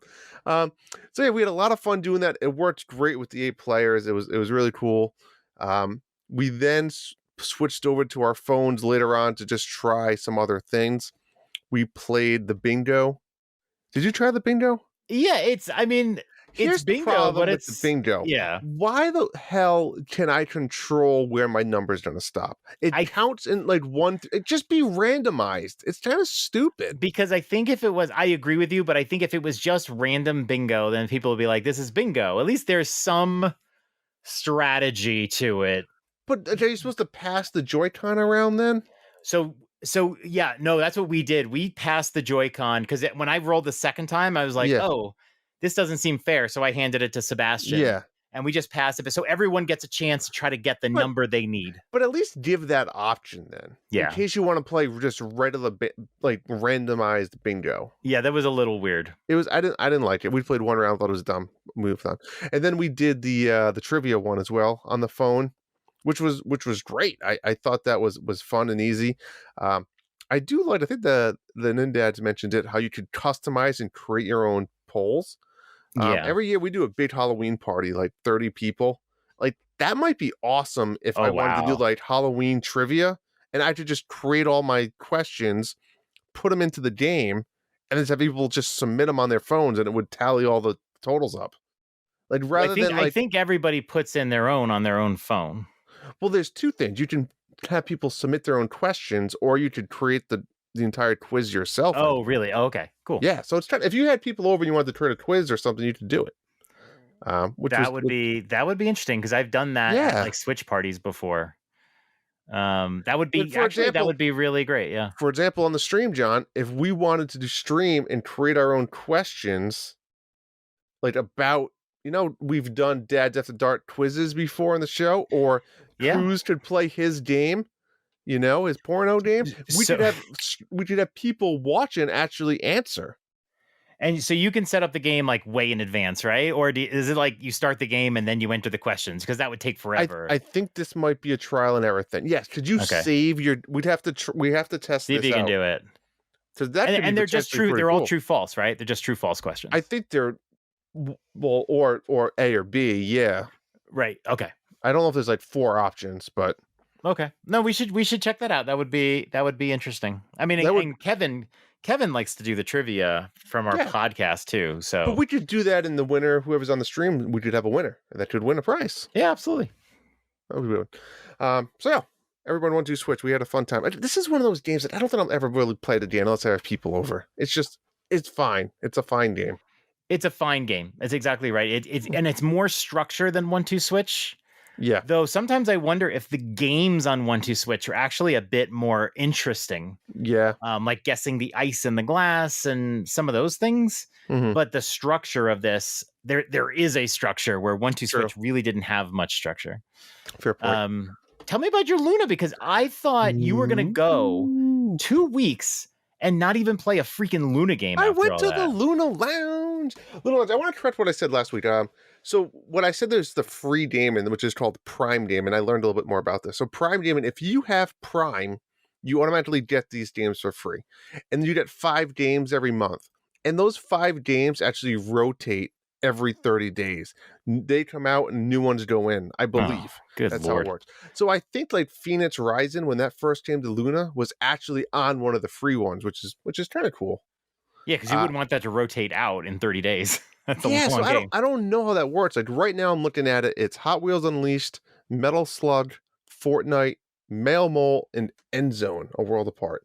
So like those are the 5 ones that you play for absolutely free. You don't have to pay any subscription fee unless you have if you have Prime, which most people have Prime, which I thought isn't bad. I mean, Hot Wheels Unleashed is kind of new, but you're not going to get these big hitters in this one probably, right? Then you have your Prime Plus or Luna Plus, which is your $5, which has 50 to 80 games, whatever. So, anyways, so we've been playing. So the other night we went to bed a little early because, frankly, the dog was barking at us. He wanted to go to bed. So we said, all right, let's go to bed. And I said, you know what? We haven't set up the Luna on the bedroom TV yet. I said, let me go grab my controller and we'll give it a go. As you say to the wife at night when all the kids are asleep, hey, do you want to set up the Luna on the TV? So I grabbed my Luna and we started browsing. So we saw that there was, are you Did smarter? Did she grab your Luna too? Is that how it works? Okay. We started seeing, are you smarter than a 5th grader? The stupid game show. We said, whatever, let's just give it a go because we did try to play it together and just try to beat it. I thought you fucking played this game with your kids. You played this with your wife at night. In bed with my wife. Are you... What better way to advertise the Luna than we played Are You Smarter Than a 5th Grader? In bed. in bed. We lost on the last fucking question because it was some social studies political question that I'm not good at. Something about what's one position that the president can appoint, that does appoint for justice. I don't know. I thought it was like the chief of justice. It was actually the attorney general or something. Yeah, they appoint the attorney general. I didn't know. I thought there was more than one attorney general. Is there only one? There's a federal United States attorney general, and then there are attorney generals for every state. Yeah. So that's why I got thrown off, because I thought there was only one chief of justice. So I was like, oh, yeah, that made sense. He's not going to assign 50 friggin' positions. Well, the chief justice is on the Supreme Court. Is that assigned? It is. Well, the president will nominate somebody, but then then the Senate votes. So technically, they are not named by the president. So there was a clever question then that we lost on. Anyways, the game was exactly what you would expect. It was fine. It is what it is. But then after we lost, the wife turned around, went to bed, and I said, I'm going to keep grabbing my Luna. And I decided to play Freshly Frosted, which is a huge hit for 50% of the horsemen here, Bob Cousy and Hambone here. Highly rate this game, John. They big fans. And at first I thought it was like a joke, and I didn't really understand what this game was. And I still didn't really understand what this game was. So when I saw it on there, I said, shit, this sounds like a good game to play. So I gave it a go. If you never played this game, God, I really don't know how to describe it. It's about this girl sitting in some field looking up at the clouds, and then the clouds turn into a donut factory. It's kind of this psychedelic type thing. And you are simply, what you need to do is get your donuts from point A to point B. And along the way, you need to, give them frosting and sprinkles. And as the levels progress, you have to add more stuff to it. And you do that by creating conveyor belts in this little block on the clouds. And you're literally just placing conveyor belts to go through the map and get to the other side. It's that simple of a game.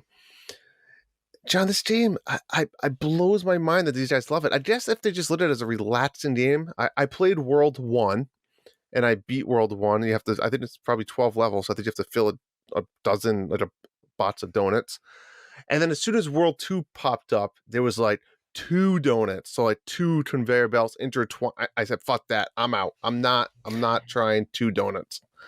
I don't know what else to say about this, guys. I'm sorry that this game is not for me, and I would never have played this, but it was my monthly Mayhem game. It was free on Luna, and I tried it. The music is catchy, though. I'll give you that.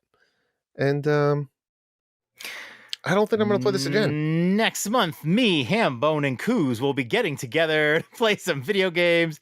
Drew is uninvited.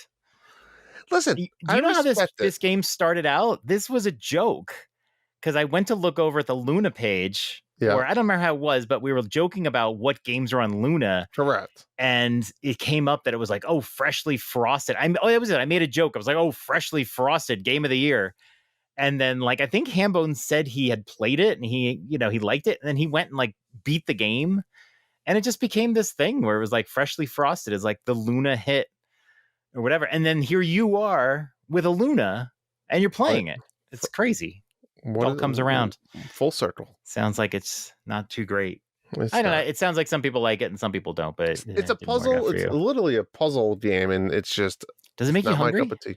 It feels like it would make me hungry. No, it doesn't. It doesn't make you hungry? It doesn't. That's it. I'm so proud of you. You played so much this week. I played a lot, but nothing like new and exciting. And I feel like I'm in a rut. Well, you just need to play something new. I know. Pikmin. Maybe I'll play Pikmin. I'm going to be playing Oxenfree and Oxenfree 2 this next couple weeks. You overdo it. Have you ever played Oxenfree 1? I played through Oxenfree 1 once a long time ago. Once. How many times do you need to play? You played it once. Don't act like I only played it once. It's a game that has lots of narrative decisions, so you can really bend it. But I don't remember it, so I can't play 2. And the game's like 4 hours. God. And I think if you replay the game on that save file, just like with Undertale, you get some different effects. So it's a game that you actually really do want to play 2 or 3 times. But I want to play the Oxenfree 2 launch trailer. Looked fucking amazing, and I was gonna wait on that game for a sale, but like, no, I have to play that. That looks freaking amazing. So yeah, I'm going to be playing Oxenfree. But they're not long games, so that's what makes them good. But anywho, that's for next time. It's time to find out, what do you think? With Drew, he's probably thinking about murdering some snakes, but let's ask anyway. Right? Drew, I have a game for you. Uh-oh. Impromptu game. All right. We are going to play a game called What Were the Best Switch Games of 2023 So Far? God. Yes, we should have played this a month ago when we were halfway through. Well, we're 7 months. We're 6.5 months through. So yeah, we're going to do it now. More than okay. Here we go, Drew. You're not allowed to Google or anything like that. I looked at the top 20 games based on Metacritic. Oh, God. Okay. And I can tell you right now, of the top 20 games, 1, 2, 3, 4, 5, 6, 7, 8 games are on the Switch. Okay. Right. Not necessarily exclusive. They're on the Switch. Sure. Okay. So there's 8 of them. I want to see if you can guess what those 8 are. I will say in advance. Why do you do this to me? You know I don't know. I want to talk about what the best games of the Switch were for the first half. And I feel like this is a great way to do it. Through song and game. Sure. So you're not going to get all of them, so don't even try. But see if you can name some games that you think are the top 20 of the year based on Metacritic. Let's see how many you can get. Well, I mean, we got to go Tears, right? I mean, that's got to be a given. Tears of the Kingdom is the #1 game on Metacritic as of right now. Pretty cool. That's one. Can I look at my Switch to see what else came out this year? Nope. I mean, if you want to look at your Switch, you can. Sports Story 2. That game. I wonder if they fixed it. I want to look at the patch notes and see. You never played it? No, you played it. Who played it? Well, it's Sports Story, yeah. Did you play it? What do you mean, did I play it? I played it and gave it the most scathing review before you even touched it. And then you played it because you thought I was lying, and then you hated it. You thought you were going to love it and be like, no, John, this is good. And you were like, no, this is miserable. Powered through that. It's terrible. I don't even know any other Switch games that came out. I'm so bad at this stuff. Xenoblade Chronicles 3. Was that this year? Was that even this year? I don't think that was this year. No, it was July of last year. That's how bad I am. Why do you do this to me? I respect the hustle. I should do this to you. I'm not trying to torture you. I'm just trying to see if you can guess the top 20 games of the console, which is the only one you own until 2 weeks ago. I wouldn't consider Lunar a console, let's be honest. All right. I will say on this list, there are 1, 2, 3. There's only 4 games you could possibly know. You already did one of them. The other ones you may not know, but I'll give you a hint. I'll give you some hints. Okay. Okay. This game features a female lead character. Is this not a Switch game? We're only talking Switch games here. A female lead. Metroid Prime. Metroid Prime Remastered is the #2 game on this list. Get the fuck out of here. So the top 2 games of the year so far are Switch exclusives. Good for that. Crazy? You got a 94. Good for Nintendo. Good for that. What was the other big game that I tried? Pikmin's too late. That's not on the list. Too early. Oh, Pikmin 1 or 2. Who knows? Oh yeah. I know this. There's what was that other Nintendo game that I tried I didn't like? It's not it. What, you don't even know what I'm talking about? I know it's not it. Because I like this game then. Well, you played it and you didn't play these other 2 games. I didn't this play one these is and they came out? Are they Nintendo published or developed? No. Not the last 2 were not. One is a rhythm game. Diablo 4. It's not on the Switch. Was it on the list though? It might be. I'll go through the list when we're done, but I just put out the Nintendo. Number 20 is Doomblade. Number 19 is Age of Wonders 4. This one you'll never get. It has a Switch port. Labyrinth of Galleria, The Moon Society. Sounds like diarrhea. I don't know. That's number 18. This one is on the Switch. Cassette Beast. Got an 84 out of 100. 20? Yep. Top 20 rated games. I mean, like, you can take a game that took a month to do, but it was fun. But, whatever. One game that is number 16 on this list is Hogwarts Legacy. Maybe I've guessed that if I took a long enough time. Number 15, The Murder of Sonic the Hedgehog. All right. This one's number 14 on the list. And your hint is I played it this week. Can I look at the doc? Oh, Final Fantasy. Oh, wait, we still talking Nintendo only? We are still talking about the Nintendo Switch. Octopath Traveler 2. Octopath Traveler 2 got an 84 out of 100. Now, Pokemon Violet was last year. This one's number 13 on the list. This is a game the Nintendo dads have mentioned. What about Wild Frost? No, God, no. Please, no. Advanced Wars? No. I don't know what other Nintendo games came out. I'm bad. The Nintendo dads have mentioned this one, A Space for the Unbound, which is a game I might actually still take a look at. Kirby. Number 12 is Humanity. No, it's a rhythm game. The last one you're looking for is a rhythm game. A rhythm game that I've played? No. Shouldn't be this hard, Drew. It really shouldn't be that difficult. I'm not good at this stuff. You said you were trying to think of a game. You were trying to think of a game that you played. And I said, well, it's not on the list because you didn't play any of these games. Yeah. I don't know where to go with this. Number 11 on the list. What was that other game I hated that people liked? Have a Nice Death? Death something? Not on here. God. Number 11 is Paranorma Sight, The Seven Mysteries of Hanjo. That is a Switch game. Number 10 is Star Wars Jedi Survivor. Okay. Number 9 is Diablo 4. Number 8 game of the year based on Metacritic scores, Hi-Fi Rush. I played that one. All right, this is number 7 on the Switch. I should know this one. It's a rhythm game. And I don't know what other hint to give you without giving it away, although I'm not even sure you know the name of it. It is music from the Final Fantasy series. I remember that in a direct. I don't know the name of that shit. It is Theater Rhythm Final Bar Line. This game thought I was going to know that? I don't know. I mean, you're a paid podcaster. You should know these. Paid? I am surprised at how good the reviews were for this game. I might have to get it when it's on a big sale. I might have to get this. To me, it didn't look like a good rhythm game, but I think it's really good reviews. Number 6 is Final Fantasy 16. It's got an 88 out of 100 on Metacritic. Number 5 is the Dead Space remake with an 89 out of 100. Number 4, surprisingly, Street Fighter 6 with a 92 out of 100. Obviously, I played through all of that. It's a good game. Surprised it's that high. Number 3 on the year, the top game that's not on Switch, Resident Evil 4 Remake with a 93 out of 100. You know what? You've shown me that this has been a shitty year so far.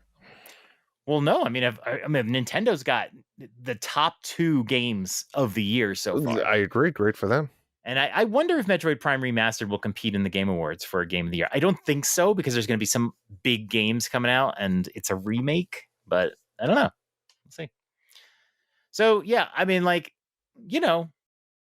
we've had a really good first half of the year. I think we might both agree that Tears of the Kingdom is the Game of the Year so far. Maybe we would debate. I do think it's the Game of the Year so far for you. Yeah, I would say it is. I mean, yeah. Yes. Over Freshly Frosted? Over Freshly Frosted. I mean, it's I would find it hard to believe that anything's going to beat out Tears of the Kingdom, but I mean, it's possible. But that's, but there's been a lot of really good games that have come out this year, and a lot more coming. It's about to get super busy, but in terms of games that I've played this year, and Street Fighter 6 I enjoyed, but I don't think I would ever call it. I don't think I'd ever call it the best game I ever played. Did I ever tell you that I stopped playing Guardians of the Galaxy? Oh yeah, whatever happened to that? I really enjoyed it in the beginning, and then I don't know, I was just getting a little tired of it, and It's not long. I had a gap. Well, I can't remember why. There was I had a gap where I didn't play it, and yeah, and then when I got back to it, I was playing something. I think I might have been playing Tears of the Kingdom. Yeah, and when I got back story. to it, I got back to it, and I was just like, I'm just not into this anymore. I lost my interest. It didn't hold me. I think there was like some of the areas were just long and arduous, and you got to fight people over and over again. And I just wanted to get to the story sequences. Yeah, I don't know. It just didn't really do it for me. It was a great game. Wild Frost I thought was a bit disappointing. Advance Wars was really good, but I've played the game before, so I'm not going to make that game of the year. Wild Frost was super disappointing. Yeah, for sure. And then Hogwarts Legacy was really good. Forgettable, but like really good. Enjoyed it so much I went blind for a few weeks. Live Alive, did Live Alive come out this year? I don't think Live Alive came out this year. Dead Cells Return to Castlevania was very good, but I don't know, I wouldn't even count that for like game of the year. DLC of the year? I don't know. Blanc was disappointing. Fire Emblem Engage was really good. That would be not top 20 good. Apparently it's a top. It'll probably end up being top 5 for me. What was Metacritic score on that? Metacritic's of that one, let me see. I'm gonna guess it got right around 80. Oh, is it exactly 80? Okay, so 80 out of 100. User score is 6.6. Yeah, so a little bit lower. A little surprising. And then Sports Story, of course, will not be a top 10. It could be in my top 100 if I don't play 100 games this year. That's a fair point. But let's go over the games that are coming out. I have a little list here. And I'm curious to know what you are hyped about. Let's take a count. Let's find out how many games Drew is excited about. I'm going to take a little count here. I bet you there's one that you don't even mention. I went through a list of all the Switch releases for the rest of the year, and I've just filtered out all the significant ones. So maybe I missed one. So we'll see. So we got Pikmin 4 is coming out on July 21st. Gonna play it first time. Okay. Disney Illusion Island, July 28th. Can't wait. Family game, 4-player definitely co-op for you.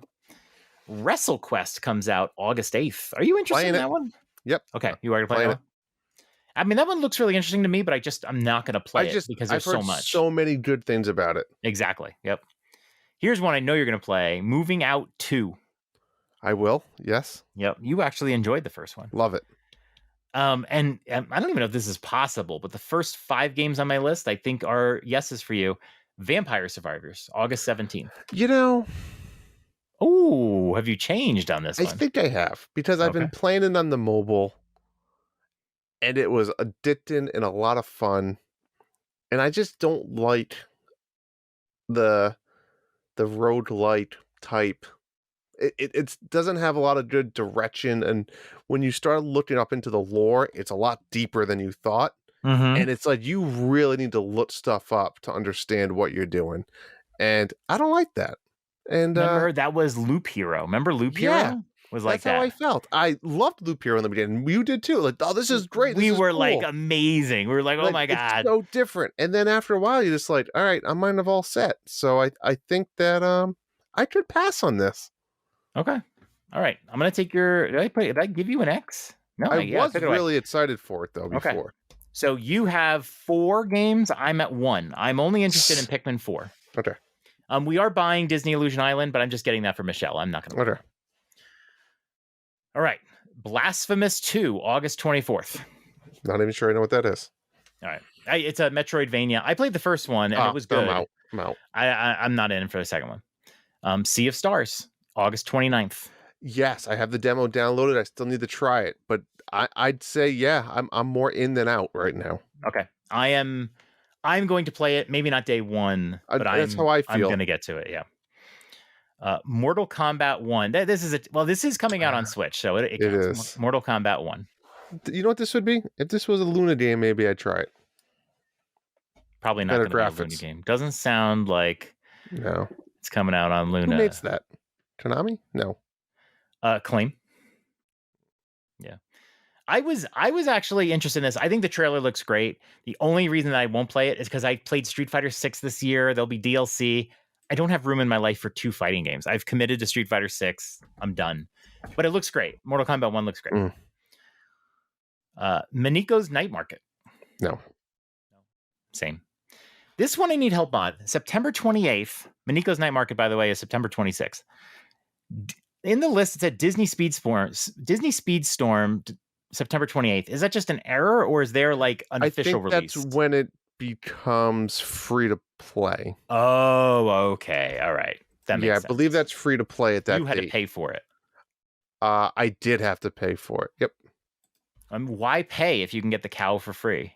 Well, because you're not going to have Jessie from Toy Story, and I am. I mean, it's like I know we talked about but like if you pay, you can play it sooner. I just hate that shit. I hate it. Months. Let me ask you this: did Disney Dreamlight Valley ever become free to play? I don't know. I don't think it did.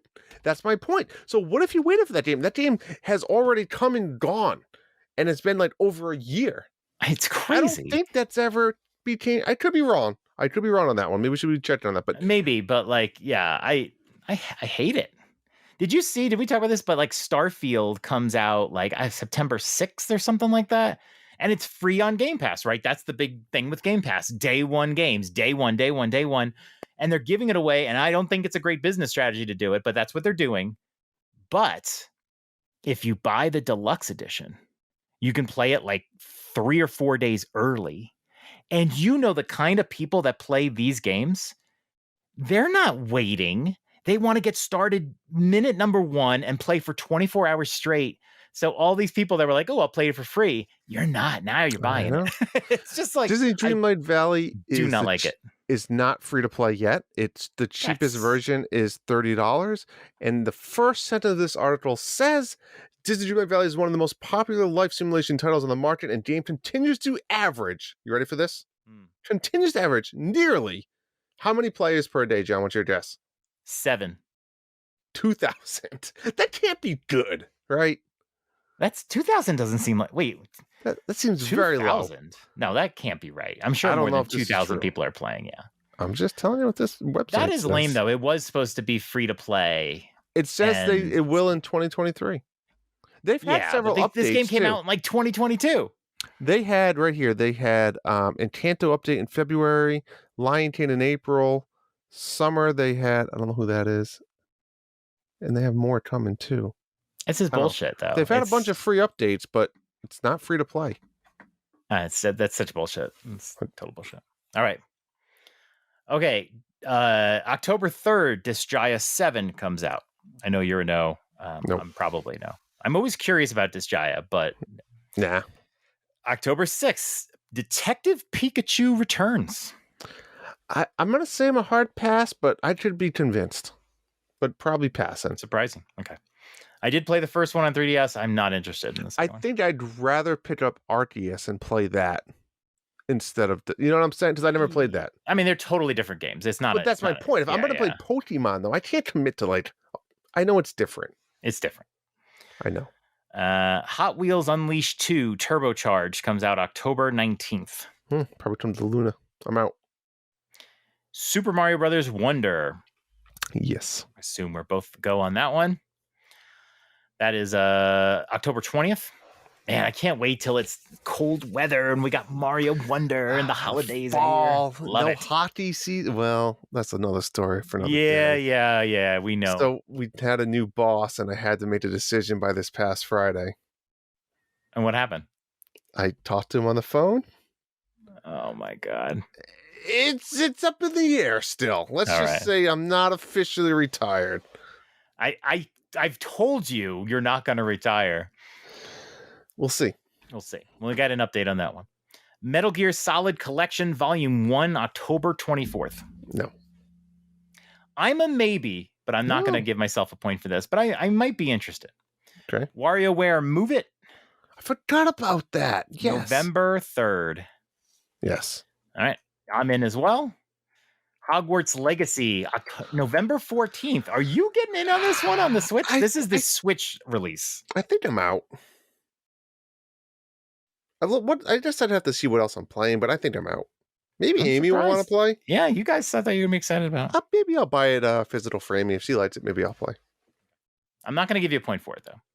Yeah, I'm out. Persona 5 Tactica, November 17th, the same day as Super Mario RPG. Yes, I'm in. Which ones are you're in for RPG? I assume not Tactica. Okay.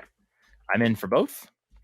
And then Dragon Quest Monsters, The Dark Prince, December 1st. Very late release date. I'm out. You're out? Oh, interesting. Okay. Are there any other games? So that's the official. I have a bunch of undated games. I'll go through them, but then I'll ask if you have any games. Sure. Batman Arkham Trilogy is coming. I'm out. Deca Police. Is that a new? They showed that. I think that was that the level 5 game? Yeah, it didn't look terrible. I need to see more on it. I did more research. Gunbrella. Yeah, I'm in. Sonic Superstars. Yes, I'm in. Okay. That one doesn't have a date. Shit, I'm in trouble this year. I know. Well, that's why we're doing this. Star Wars Hunters. Yes, but we don't have any information or dates on that. We have one trailer. That was it. I think it's still supposed to be 2023, but you're right. That was supposed to be 2022, I feel like, too. The Plucky Squire. I'm out. Oh, wow. Wargroove 2. Of course. Okay. I'm fucked. All right. So you have 12 games that you're gearing up for the rest of the year, compressed into 5.5 months. And we haven't even talked about the biggest game of the year for me coming out. Okay, let me go through this list again. I'm a no on all of these, but I will play the Plucky Squire, Wargroove 2, and then for my bonus game, Lorelei and the Laser Eyes, which I talked about a couple weeks ago. So I'm going to give myself 3 more. Okay. I couldn't think of any other games that I was going to get that are new, but I'm sure there's games that I've forgotten, but that's my list. So I'm at 9. So you're already at 12. Oh. And you have games that I have not said. So what else? Well, we haven't mentioned my second console, John, Luna, right? So they never know what's going to come out with that. Like, there's games on there, and I got to talk to Hambo when next time I see him about like Assassin's Creed games could be up my alley. I don't know. I never played one, but they're all on there, and I should play them. But they're long games, I think, aren't they? Well, Mirage is the new game. I'm not going to count any other. That one's not on there, but I know like Valhalla's on there. There's like 8 of them on there. Valhalla's like the last one, right? Yeah, I don't know if I could. I would not play. Yeah, there's 2. That one I have 12 games, but coming out December 7th, supposedly day and day with Xbox, PS5, PC, and Luna. December 7th is Avatar: Frontiers of Pandora, and this is the reason why I bought the Luna, John. It is a first-person, which I don't know if I'm crazy about, action adventure game. Yeah, I'm all in on this game, and this is going to take up a lot of my time come December. So 13, Avatar. So you have 13 new games coming out in the next 5.5 months that you have to play. That's crazy. That's a lot. I don't know if you can do it.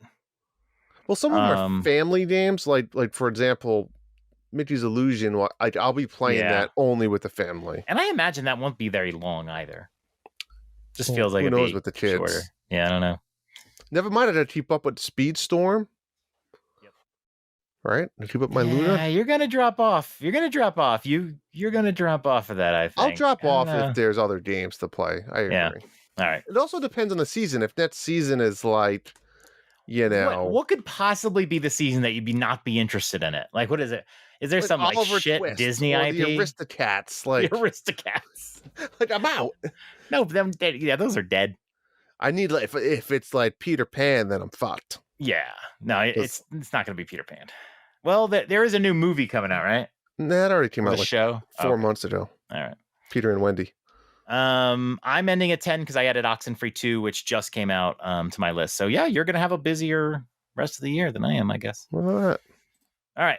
let's move on. Let's move on here. Drew, I got a Miu Mini Plus I wanted to talk about. You know, if I didn't see pictures of this, I would have no idea and thought you bought like a dildo or something. But first of all, I think I know what it is now. So I'm going to showcase. So Michelle made this case for me. That's awesome. This is what happens when I ask Michelle to make me. A long time ago, I had her make me a casing for my chessboard. And I said I wanted a snake on it. I wanted it to be a ferocious snake, you know? And because you play people in person, you want to take your chessboard out of the snake and be like, holy shit, this dude is hard. And she made the cutest freaking snake. And it was like, here's my snake. Yes. So did you tell her this is too cute? So I couldn't find good cases for the Miu. And I saw somebody, they had like this crochet purple. And I was like, oh, I want that. And then she ended up finding this crochet design with a zipper. And so I'm going to zip the mouth open. Now, my only problem with it is I want this to protect the screen, but pulling this out with this zipper is tough. Did you tell her? She fucked up? Yeah, but she did nothing about it. So I think she would crochet me like a penis sock. She's not. I mean, it would take her like 2 minutes. It probably doesn't need to be very big, but like there's a market for it. So check this little puppy out right here. This is a Miu Mini Plus. I found out about this from Phoenix, from Ben and Phoenix Talk Games. Is this new or they've been out there? So this is fairly new. This is the Mini Plus version. The Miu Mini's been out for a while, but you can't really find them anymore. This is a bigger version, which is great because I would want a bigger one. That's bigger than the other. What the hell is the other one? It's just a smaller. It's a Miu Mini. It's a smaller thing. You play it like a Game Boy Micro. This one fits more comfortable in the hands. And I told you I had been waiting for a analog pocket for 17 months. I pre-ordered it January of 2022. Never got it. I'm still waiting. And I decided, and I usually don't go for these emulation things, but I decided to go all in on this. My analog pocket was $260. I asked for a refund and got it. I bought this for $80. And the difference is, well, there's differences. This is an emulation device, so I don't need the cartridge. Okay. There's a bunch of games that I want to play that I have the cartridge for, but it doesn't matter. I wanted this because it's cheaper. So I will say this. This is a project. This is not something you just buy. I mean, some people can probably just buy and use it as is. This game came loaded with thousands of games. How's that legal? It's not. I mean, it's really not. And you have to wade through them all. There was no way to search and whatever. It was like, holy shit. Like I'm searching through and there's like 5 versions of games and whatever. It was like, so I actually spent like 6 hours the day I got it. I installed a new operating system on the thing. This is called the Onion OS. I customized like the themes and the sounds and the controls of the games. And then I only put the ROMs that I wanted to play. So if I click on like game, there's a little screen here with all the different emulators, right? Game Boy Advance, Game Boy, I have TurboGrafx, SNES, PlayStation, Arcade, and Game Boy Color. And then you go and you pick a system, and then I only have the games that I want to play. So so if I look at the GBA, I have Advance Wars 2, Astro Boy, Breath of Fire, Castlevania, Aria of Sorrow, Contra. I got rid of all the crap. I just putting the games on I want to play. And it's easy enough to add games in the future. And then, so one of the big games that I have always wanted to play was one of the big reasons why I was getting an Analog Pocket is because I've never played The Legend of Zelda, Oracle of Seasons, Oracle of Ages. And so I have that on here. Where is it? Here it is. So we'll just click it, loads it up. And the screen is really good. It is I can't get a good picture, but it's a really good screen. The sound is decent. I would use headphones. And so now I can play these games. They store your save data. You don't have to worry about batteries or anything like that. And I mean, there's tons of customizations to it and whatever. It's a cool little device. And this one, if you can tell, is like a purple translucent. So it's just like the classic. There's different color options. There's different color options. I think there's a gray, a black, and then the purple translucent. But look at that. Legend of Zelda. I'm going to get it on the camera here. Very cool. Oracle of Ages. So I can finally play through the Legend of Zelda games. I'm going to start playing them once I finish Final Fantasy and Octopath. I can't have like too many. The other cool thing is you can go back to the menu, pick another game, and it keeps every one of your games saved right where you left off, the way like a Switch would continue. Okay, that's cool. And you can have, I've had like 6 games going at once, you know, and you just switch, and it just saves your point, even if you power it down. So that's a great little feature. And I'm impressed with it.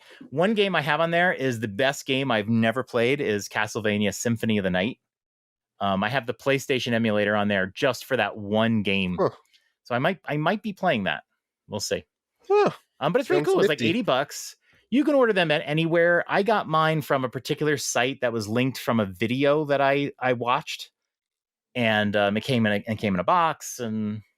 But yeah, you're gonna probably want to mess around with it, tinker with it, that sort of thing. I would definitely recommend putting Onion OS on there. Just follow the directions, and then just take all the ROMs you don't want to play off there. You don't need that shit. But you can search with Onion OS. So even if you put all the games back on, it's easier to search on there. So it's very cool. I'm very happy with it. And my ferocious new case. Tell Michelle. I have another question for you. Let's keep them going. Are you a Barbie guy or an Oppenheimer guy? Is it okay to be a little bit of both? You can. I think I'm a little bit of both. Yeah. I mean, if I had to pick, I'd go Oppenheimer. Mm-hmm. But I don't hate the look of the new Barbie. The wife really wants to see it, so I'll make her happy. I'll tell you what, my daughter even wants to see it.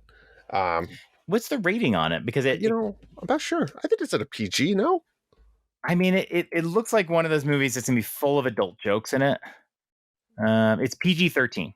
I'm against probably. I mean, she's at the age she's starting to already ask questions. I don't need to poke the bear, if you know what I'm saying. There's definitely going to be like jokes they may not get and whatever. Yeah, maybe you're right. I'm not taking her to the theater for that. And Evan will no chance go see that. I'm a Chris Nolan fanboy, and me too. Me too. Because this movie's coming out in the summer, Michelle and I really can't go both watch it. We're not going to go have her mom come over and watch the kids. And like some Nolan movies are very loud in theaters. We had a problem with Tenet. It was like way too loud in the theater. Mm. So I was like, I'll just wait for it, I guess. But I might, I've never gone to a movie by myself.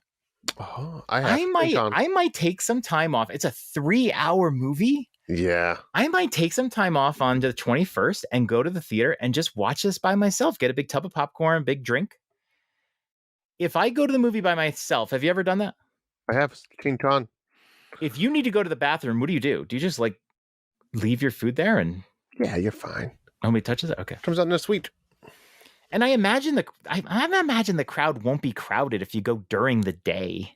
Yeah, if you went to like a 12 o'clock showing on like a Wednesday, Tuesday, Barton Tuesday. Well, it comes out.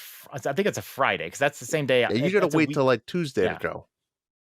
Oh, you're saying don't go the first day. No, go like Monday or Tuesday or that like 5 days after. I'm curious though, but like I don't get any spoilers or anything like that. I don't know. It's a type of movie that's going to be spoiled. I think so, because Nolan sometimes has big actors that like I don't even want to know like who was good in it, who was not. I don't know. I'll decide, but yeah, I could wait. But this might be the first movie I just go by myself. Good for you. Let me know how you feel. It's a good experience. Why not? All right, what else we got? Did you happen to play the new Mario Kart tracks? I played for about 45 minutes. I didn't talk about it, but I played for about 45 minutes the day it came out. And I played several new tracks, but they weren't from Wave 5 because I really haven't been keeping up. So I finally played Waluigi Pinball. Mm-hmm. I definitely played some new tracks, but the only track that I played, because you can't force the new tracks when you just play randos online. Oh, correct. Was the Vancouver one. That was the only one that I saw. That one wasn't bad, actually. It was a little ice rink. Yeah. Crazily enough, it was the only race I got first place in, and I had never played it before in my life.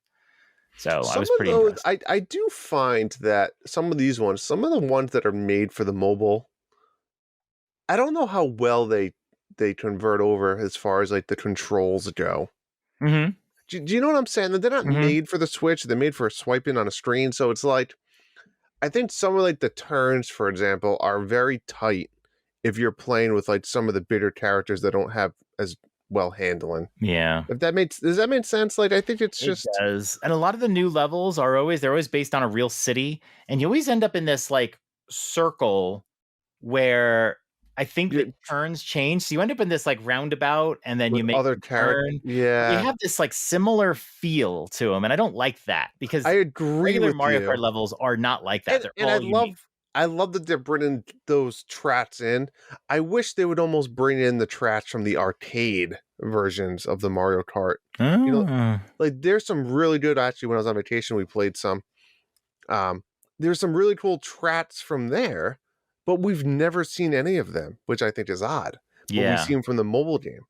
Unless Nintendo doesn't own some type of rights or the developer, I feel like those might be very arcade centric, so maybe they're a little harder. I think they're shorter too, but you could increase the laps to like 4 laps or 5 laps. They've done that in the past. But there's some I bet really you there's cool more tracks, straightaway. Like there's not constant turning, which would be boring. Yeah, I think in an arcade setting you want to focus on like shooting the weapons and whatever, and you don't want to make it like really hard. Yeah, I don't know. That'd be interesting. But like I said, the mobile ones I don't think come over great either. So they don't. No, they don't. They have some cool things to look at, but I don't really enjoy them. And as expected, I think the new track here was a little. It was okay. It was better than I expected, but it was a little underwhelming. I did a Coconut Mall, which I think I might have played before, but man, Coconut Mall's the best. Coconut Mall. You know what else I noticed was the game was really pretty, and I was like, wow. And I think what it was is I've really not played Mario Kart much on an OLED. I definitely have played an OLED. In fact, when we did our Switch party, I played like 8 races on OLED. But most of my Mario Kart was on a regular Switch. And also the new characters, they're all very colorful. Wiggler is colorful. Kamek is colorful. Birdo is there. And then who was the other new character that just came out? Oh, Piranha Plant. No, so they're very colorful, and then the levels are very colorful, all on the OLED. So it's like, wow, this might still be the prettiest game on the Switch. You're right, and it's funny because when I play Speedstorm, I swear it's random, and like sometimes since it's like kind of like a cloud type game, well, you sometimes just get this really crisp connection, and the graphics like blow me away. Just like when I played Guardians of the Galaxy, the graphics were pretty good because it's. Did you say Speedstorm was a cloud game? It's not a cloud game, but it's weird because I can't play that game at all if Evan. It's an online. It's like a live service game. You need to be connected. Correct. Yeah. Which is weird. Yeah. Like I could play Splatoon online while Evan was playing a digital-only game, even though I was playing online. I can't do that with Speedstorm. Yeah. Because we both play under our same accounts. I get it. It's fucked up. It's weird. I know. Yeah. Anyways. All right. What else? You make submarines, don't you? Sometimes. Okay. when people ask, like when Michelle asked me, what does Drew do? I go, he makes subs.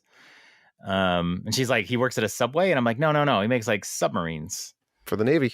So we never talked about the Ocean Gate. Was that the name of it? The submersible that collapsed? And I want to know, like, different ball can game. You offer insight or no? You can't offer any insight. There's not much to say insight for. Like, it's go-karts to cars. Like, I not to sound cocky or ignorant. It's just submarines are a different. we're nuclear reactors. I don't even know how that thing's powered. The only thing I would say is something that small with that many people, it should be tethered, right? We send space balloons to space on a fucking wire. Like, why wasn't this thing tethered? Not that it would have made a difference. It would not have made a difference. I believe it was tethered. No, it wasn't. And that's the weird part is a lot of these other things that have gone down that far have been tethered.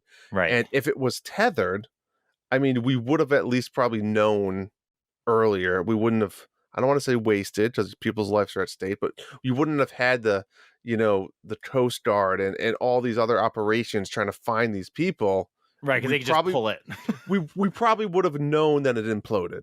Right. You know what I'm saying? We wouldn't have to wait days and research and and the suspense of loved ones and all that stuff. We would have Right. kind of had that more. That's really my only take on it. But yeah, it's apples to oranges. I mean, again, we have nuclear submarines that are bigger than a football field that, over 100 sailors. It's just a different ballgame. We have different procedures and rules than they do. Right. That's a lot of semen. It is a lot of semen. Yeah. Cool. I just wanted to mention that thing. Here's another question for you. I don't know if you have a strong opinion on this, but I noticed this while playing Final Fantasy VII Remake. When did stagger become such a big game mechanic in games? You know what I mean? You know what stagger is? Like when you're drunk and you're staggering. You know when you play Witcher 3 and you're fighting an enemy? That's what exactly I was thinking of. That is that scenario. They got it. They have a health bar.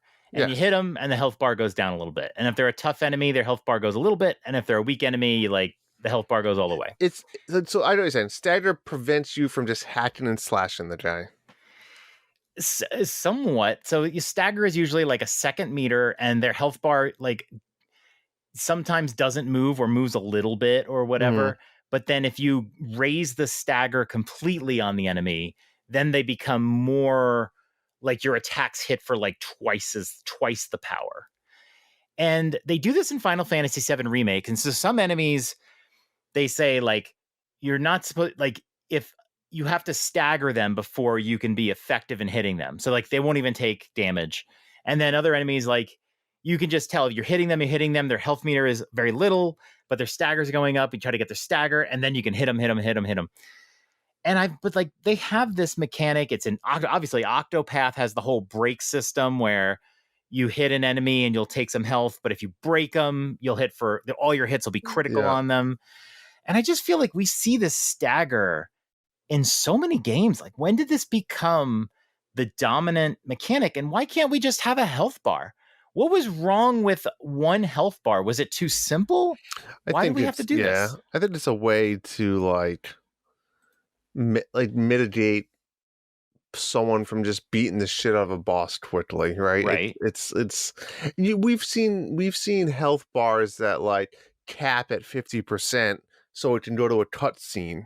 And no matter what, if you could have done 1,000 damage when he had 60% health, it doesn't matter. It's only going to stop it at 50, so it can go to the cutscene. I think Kirby did that Forgotten Land for some of the bosses. I think it's just a way to mitigate a boss fight and not let you just dominate it or overpower it or something. Yeah, I feel like it adds a little complexity, and I don't know, I love it in Octopath. I only because it's so satisfying when you break somebody and the glass flies and it goes in that slow motion. So that's why I love it. But I kind of hate it in Final Fantasy. It's let me just hit the guy and let him lose health. I gotta stagger and it's just weird that this has become such a popular mechanic, and I don't know why. I would love for someone to tell me that. Someone explain to me why it makes the game so much more rich than just a health bar. Maybe I'm old. I don't know. I got one more question for you. Sure. We talked about this week. So earlier this week, Drew talked about buying Super Mega Baseball 4 for $16. And I went to my Target. I was driving around with Cedric. We're getting close to our 50-hour mark. And I was like, let's go to Target. And I didn't think I would find it there. And I found it there for $16. Oh, sweet. There was 2 copies left. Sweet. And I looked around the video game area for an employee because at Target, they're all behind glass and you have to talk to a representative to get it. And I could not find, it was 6 or 7 o'clock at night. I could not find anybody. There's probably a button somewhere you can press and it'll call in. I don't know. I couldn't find that either. I do not like to buy my games at Target. I get a 5% discount with the red card. Yep. I do not like to buy games at Target because I do not like the fact that I have to find an employee. Most of the time when I go to Target, I'm going shopping, going food shopping. And so if I want to buy a game, I really have to buy it separately and then walk around the store with it. You know what I mean? Yeah, or if you're buying a few other things, they'll actually check you out right there. But I'm not going to do a wagon full of food. Agreed. Right. Agreed. And I don't even think they would let you, right? You know, can you weigh my produce? That's not going to happen. What can big, and I don't know, how is Walmart? Are they the same way? Are they all behind glass? Walmart's the same way, but there's always somebody at Walmart. I feel like I've been at Walmart and I feel like they have a more, there's people there. But if you go to Walmart to buy a bunch of stuff, do you buy the game first and then just walk around with it? Or do you? I think both places are in a weird spot. So I'm usually like half done shopping and then I stop and I'll get it and then I finish my shopping. Okay. So you buy the game and then finish shopping and then check out again in the front. Yeah. Correct. Is there a way they can fix this shit? Because I mean, Toys R Us concept back in the day, right? You get the piece of paper, you bring it to the front. Yes. And then they just get the game because it's behind the counter, which is, I hate to say it, is a great concept, but the same idea with nowadays, right? If you were to do that at Walmart or Target, when you get to the front registers, right? Two things. One, I'm always a self-checkout kind of guy. So that's not going to help my case. And two, when you bring this piece of paper, they used to do this with like bites and everything, right? Toys R Us did it for every major thing. Yes. You wanted a bite, you brought your ticket to the front, and they got you. And they did it to the end. It wasn't like something that went away. Correct. Right. The problem is nowadays, you do that at like a Walmart or Target, those register people, they're not going to even know what this ticket is, probably, right? So unless they're trained properly, well, of course they would be trained. They would know. Or who used to take? You used to get the whole game in the plastic case that you needed the tool to open. You used to be able to bring the plastic case to the register. So Best Buy had that. Best Buy did that. They did switch from the game to like a piece of paper. The thing that was always a problem was when they went to the piece of paper is that you might go to the front and they don't have the game, which fucking sucks because you're trying to pick between a few games. But they used to only have so many papers. But you're right. If it was the one or two papers left, there was a chance that something got mixed up in the back. And exactly. But if you have the game in the plastic, it's like, this is mine. Correct. I'm getting this. They open it up and whatever. But yeah, they switched to it. And there was times where I went to the front and they didn't have the game. And you're like deciding between a couple games. And you're like, well, shit, I would have just got the other one. Call me crazy here, but go with me. Simple. What if there was just a vending machine of video games? You had to pay for it right then and there, and it comes out. Done. I was at an airport recently where they had a fucking Lego vending machine.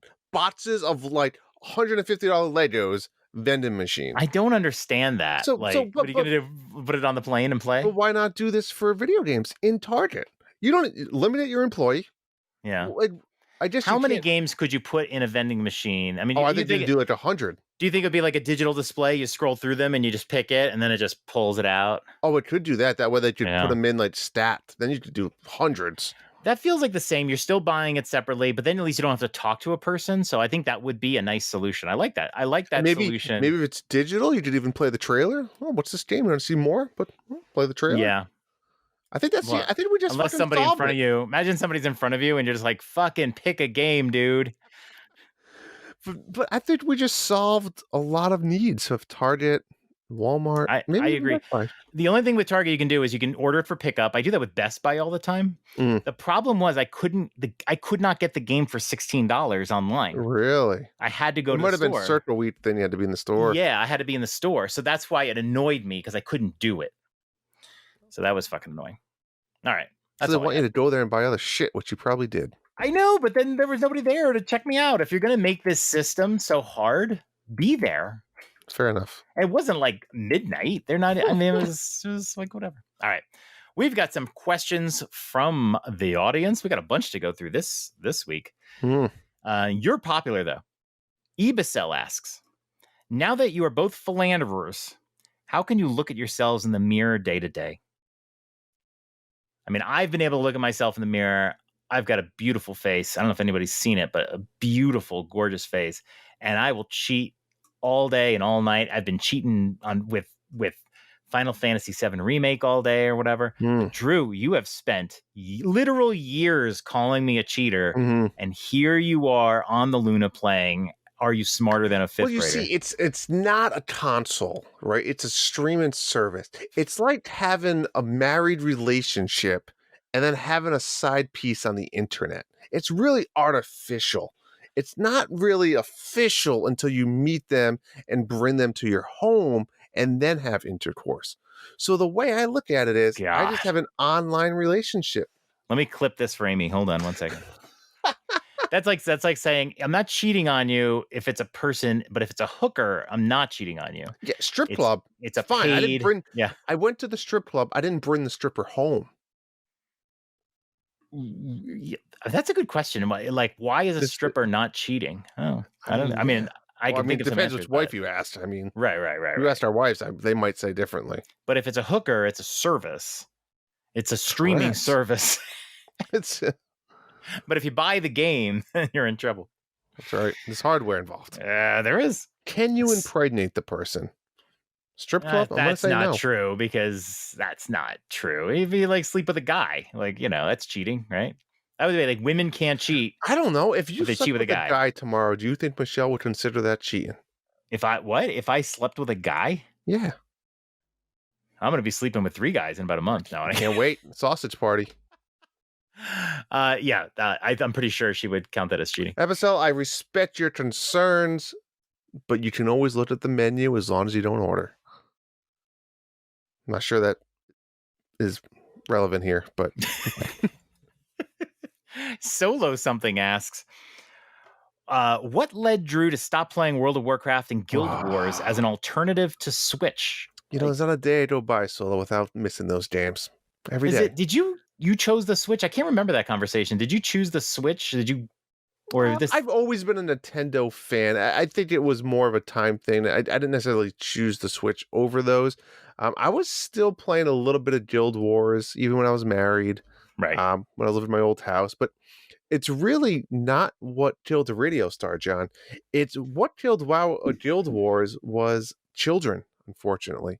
And the fact that I just once my PC kind of started shitting the bed, I just kind of switched to a laptop because it was more realistic for the stuff I needed it for. And I just never really upgraded to a powerful PC to play these games and a nice PC setup in my house. And then Switch, so graphics began to matter for you. Ooh, no, revelation. It's not that. Well, it's physically I couldn't run. I mean, I don't think I could play World of Warcraft on this laptop. This is basic Dell that probably can does the basics. Right. Basic Dell does the basics. Miss them every day, Solo. I miss them. I'm still in hopes that WoW. You know what? I'll tell you right now. If WoW ever came to an Xbox, now that everything's going on, I'll buy an Xbox. How about that? Wow. I mean, you're already cheating on a Luna. It's funny. Once you cheat once, man, now it's an addiction. I don't think World of Warcraft exists in console mode. So I don't think it's about it coming to Xbox. No, but if it does come to console mode, it'd probably be Xbox. I mean, it would definitely be Xbox, and depends what day you ask Phil Spencer about it. I agree. It would be available somewhere else. Okay. Agreed. Good question. So there's something. Darth Platypus. He's got a few. I just got a Luna controller. Any must-try games? This is a multi-parter, so let's start there. Any must-try games on the Luna? Well, I mean, I can't say. Are you smarter than a fifth grader? Go for it. Let me look at my saved list. While he's looking at the save list, Darth, you've heard this already. He picked 2 shitty games to play. He just got a Luna, and he's playing donut games and fifth grader games.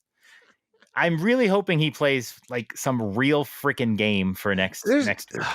There's not a lot. Worms. Crazy Golf looks intriguing to me. I gotta give that a go. You're gonna play a golf game? I mean, can you just get a console and not play golf on it? You know what I've always wanted to play, and when you put them onto a free service like this, maybe do you ever play the Dragon's Lair games? I've played the NES one. I played the laser one and the arcade. But I mean, it depends which game. I never played any of them. I don't know. They're not that. The laser one is interesting because the artwork is vintage and everything, but it's not a great game. But it is a fun game to play if you go to a free-to-play arcade and just play for an hour, and you start to see patterns and you learn. Yep. If you never played Bug Fables, that is on there. That might be a good one to go try. I love Bug Fables. It's a solid game. Yeah. Castlevania Collection is on there as well. Contra Collection. What else is really worth playing? It depends which package you're going to go with as well. There's a lot of packages. There's a lot of packages. The other one I'm going to try is on my list is Skatebird. I know that was one that looks kind of intriguing to me. That was a Switch game as well, I believe, right? Yep. But no, it's also, I mean, if you go to the Ubisoft list, there's lots of games on there. Like, if you never played Phoenix Rising, we enjoyed it. We enjoyed that game. It's a fun, colorful art, game. I enjoyed that. Yeah, it's a very polished Breath of the Wild. Yeah, stylish. It won't mean anything to you, but it was really fun. Yep. So it really depends on what you go with. I have not reached out to like the Ubisoft just yet. I'm staying with the Prime Gaming, which is the 5 free ones, and then the Luna Plus, which is all the other. I feel like Luna's too complicated. I think they need to button that up a bit. Once you understand it, it's pretty simple. I know, but when you're asking people to join in, and you're like, okay, so you can get this package, and you get this for free, and you get this. They should just make it like a $10 service, and just put a bunch of them on there and stop with the whole Jackbox edition and like that. Just include the Jackbox games. They might be paying Ubisoft a shit ton if it's $18 a month. Maybe, but like if you do Game Pass, you get EA Play for free for part of that. And the games aren't new or whatever, but it sounds like this is the same service. So I don't understand. Game Pass is losing money, and Luna's not in that business of losing money. I mean, that is true. I think Game Pass is definitely losing money. That if they're paying Ubisoft $15 out of the $18 subscriptions, then that's what they're going to do, and they're going to charge $18 so they can make $3 off every customer. Well, their subscription was, in order to get the EA, you needed the $15 subscription at the time. Now it's $17. I don't know what they were charging or how that even worked. Game Pass is magic. I think Microsoft, like you said, they just lose. I think they just lose money. They're paying EA, and they're just like, we're losing, But yeah, whatever. Yeah. I don't think I'll be interested to see what they do with Avatar when it comes out in December. Is it going to be on the Ubisoft? Do I have to pay $18 a month? Which I'll be happy to do that. Can you buy it? Can you buy a game on Luna? I don't believe so. That's so weird because if you're like, I'll pay $70. Let me play this on Luna. Well, I'm one of those guys. I don't get all caught up in the moment of I don't own a game or shit. Once I play Avatar and I beat it, I'll be fine with it. So if I can beat Avatar in 2 to 3 months, I'm okay with that. That's less than $60. No, but I'm saying if you want to play on day one, which you probably do, I'll have to sign up for it then. I will pay $70. But I'm saying, is it even available to buy? Is it going to be that you have to buy it on Luna? I don't think you can buy games. I'm going to have to subscribe to Ubisoft for $17, $18 a month. I mean that'll be worth it. You don't go back to games. Yeah. All the Assassin's Creeds, Far Cry's, Immortals, Season Rising. Yeah. I can't even talk about Assassin's Creed anymore. What a boring ass series that is. Well, never played it, so I can't speak to it. All right. Anyways. Second question. What are your favorite donuts? Oh. I just had a bunch of donuts. What's your favorite? Let me tell you. First of all, I'm a Munchkin man.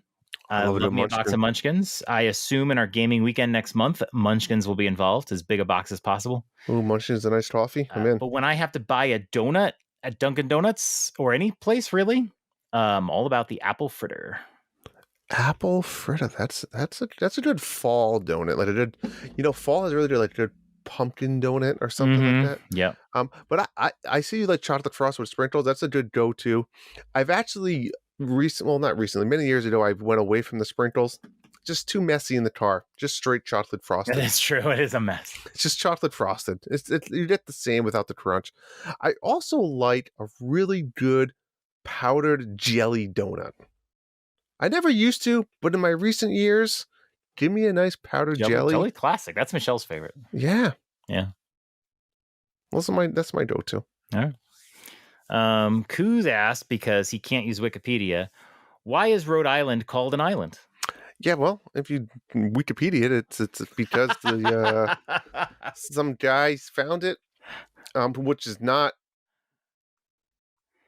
I think I read that it reminded him of like the Greek islands of Rhodes or something like that. Yeah. They called it the Rhodes Islands, and then just went from there. Yep. It's like when people call it like PlayStation Game Pass. And it's like, that's not what it's called, but I know what you mean when you say it. Like Game Pass has become like the universal Amazon Game Pass. So I think somebody mentioned earlier, why is Rhode Island's name so long, right? So the official state name of Rhode Island was Rhode Island and Providence Plantation. However, plantation. Ooh. Yeah, so there's a little skeptical in there, right, with slavery. So in 2020, this actually came to a vote where if we wanted to change the name of our state to officially Rhode Island. I voted against it. Not gonna lie, we lost. It is now officially called Rhode Island. It is no longer called Providence Plantation, so everyone thinks it still is that. It is not. We are officially called Rhode Island. That's it. I'm proud of you, Rhode Island, for overriding Drew's vote. Like, it's historical. It's weird. That's what I went with. I didn't give two shits what it's called. You didn't cry that you lost. You're like, no. Yeah, I didn't know about that. I didn't know about that. That's weird. Rhode Island. All right. Darth Platypus writes, and there's a little and in here because I broke it up a little bit. And with the writers, actors on strike, any great shows or movies you'd recommend that are already on streaming? I'm a bit behind on Marvel, so I might catch up with whatever is on Disney Plus currently. Marvel. Marvel's just so... I saw last night Secret Invasion's out, right? The Nick Fury one. And I looked at the wife. She's like, oh, we're going to watch it? I said, I don't know. Like, I'm just over it. You know what we did watch last night? New movie streaming on Netflix with Adam Driver. 65. 65. You hear about this or see this? I love Adam Driver. I have not heard of. So it sounded corny, but I actually enjoyed it. It was a lot of fun. And you know what I liked? It's only an hour and a half. We need more hour and a half movies out there. So I don't think there's a spoiler. 65. Adam Driver's on this distant planet. You know, space, all this space travel and stuff's going on. He is escorting like a bunch of these people to another planet. They hit a meteor belt. They crash on this planet. You found out very quickly it's planet Earth, and it's 65 million years ago. So he lands on planet Earth during the dinosaur era when the meteor is going to crash into Earth and kill the dinosaurs. But it's just this, it's him and there's this one other survivor, this young girl, and it's there's story there and backstory a little bit.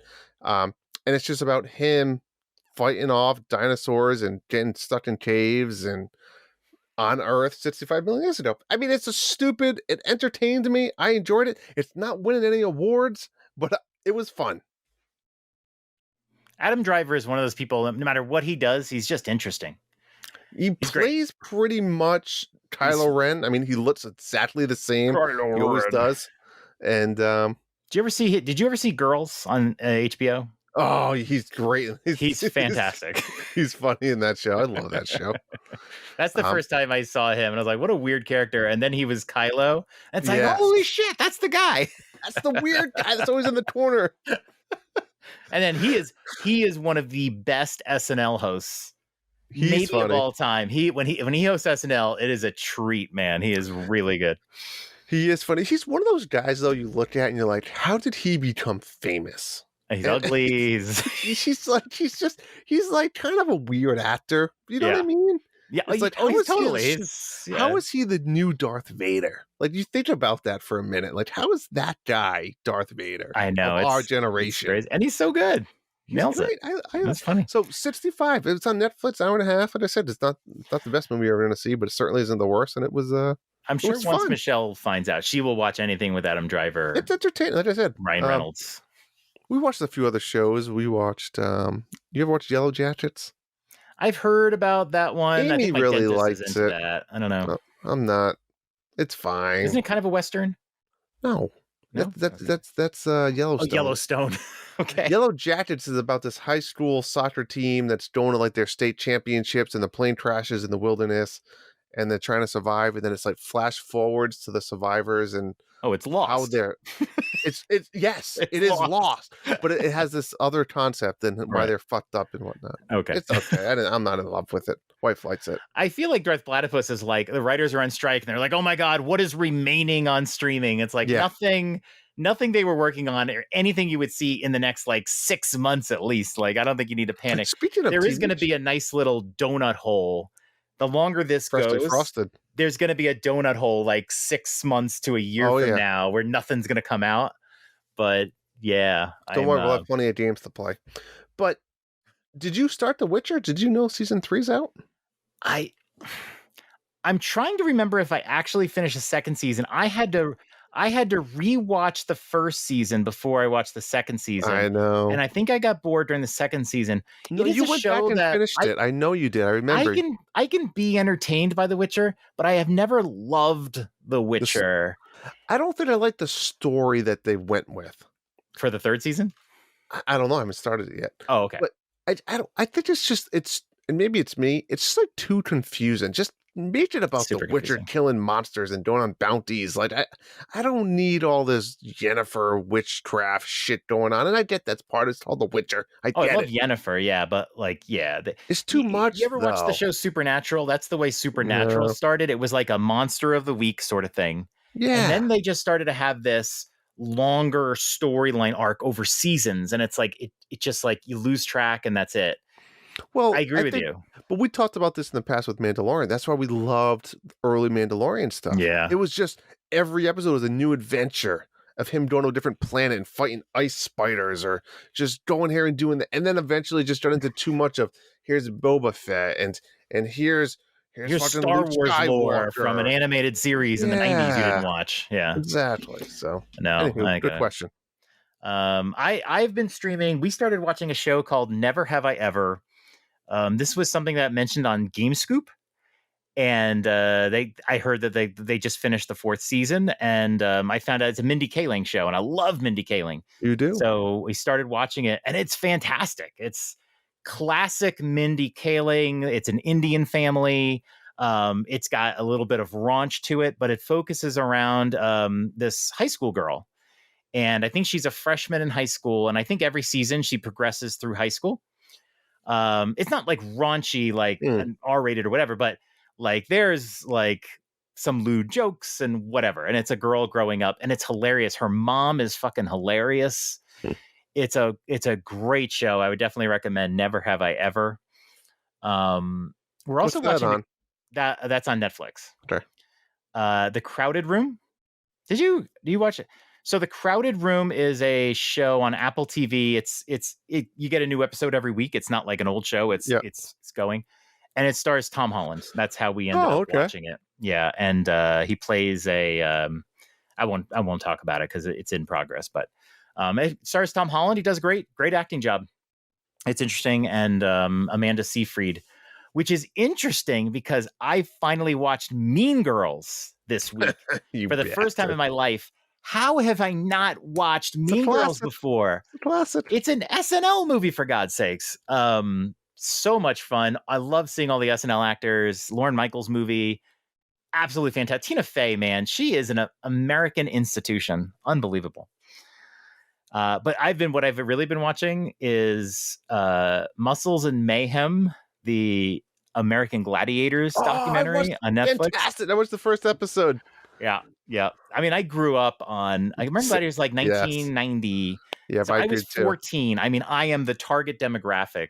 Yeah, and I freaking loved American Gladiators. So now, like, as with a lot of things, when you're a kid, you don't see the other side of this stuff. And I know, and I kind of missed that. Like, you played a video game when it launched, and you didn't know it launched till the day you saw it in a store. And then you grow up and you see, oh, Super Mario 2 wasn't in Super Mario 2, and it kind of ruins it. But this has been really interesting, seeing sort of the backstories behind these guys, because I remember watching American Gladiators, and then there would be these new gladiators all the time, and I was like, who's that? Where is that person? And then you come to find out those people were fired from the show, and you're like, oh shit, like I didn't know that. And fascinating stuff. Like if you've watched American Gladiators as a kid, I mean, just it's 5 episodes, they're all like 40 minutes. It's really pretty quick, and you'll digest it so fast. I made this my exercise show, so I like literally have exercised more because I wanted to see. They were setting up something where some gladiator got really injured, and I was like, I stopped right before they showed stuff, and I was like, oh yeah. And then like later the day, I was like, we're going to do another half hour on the elliptical. I want to see this. It's nice. That's another good one to watch. All right, last question, as I accidentally delete darts. We were far in, man. Rizzle29 with a question this week. What is the longest you played a game that you either quit because you couldn't beat it or quit because you lost interest? Whoa. Wow. That's a good question, actually. I know I got about, I want to say 20 hours into Xenoblade Chronicles 2 the first time I played it, and then I quit because I wasn't understanding the systems and I got really lost and I quit. But then I did come back like 6 months later and I started it from scratch and then I played through it.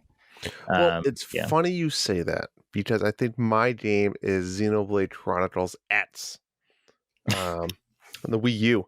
And it was one of those, I don't know if I ever finished it, John. I was deep into this game. I'm talking like 60, 70 hours in. Wow. And I don't know what happened, but I don't think I ever officially rolled credits on that game.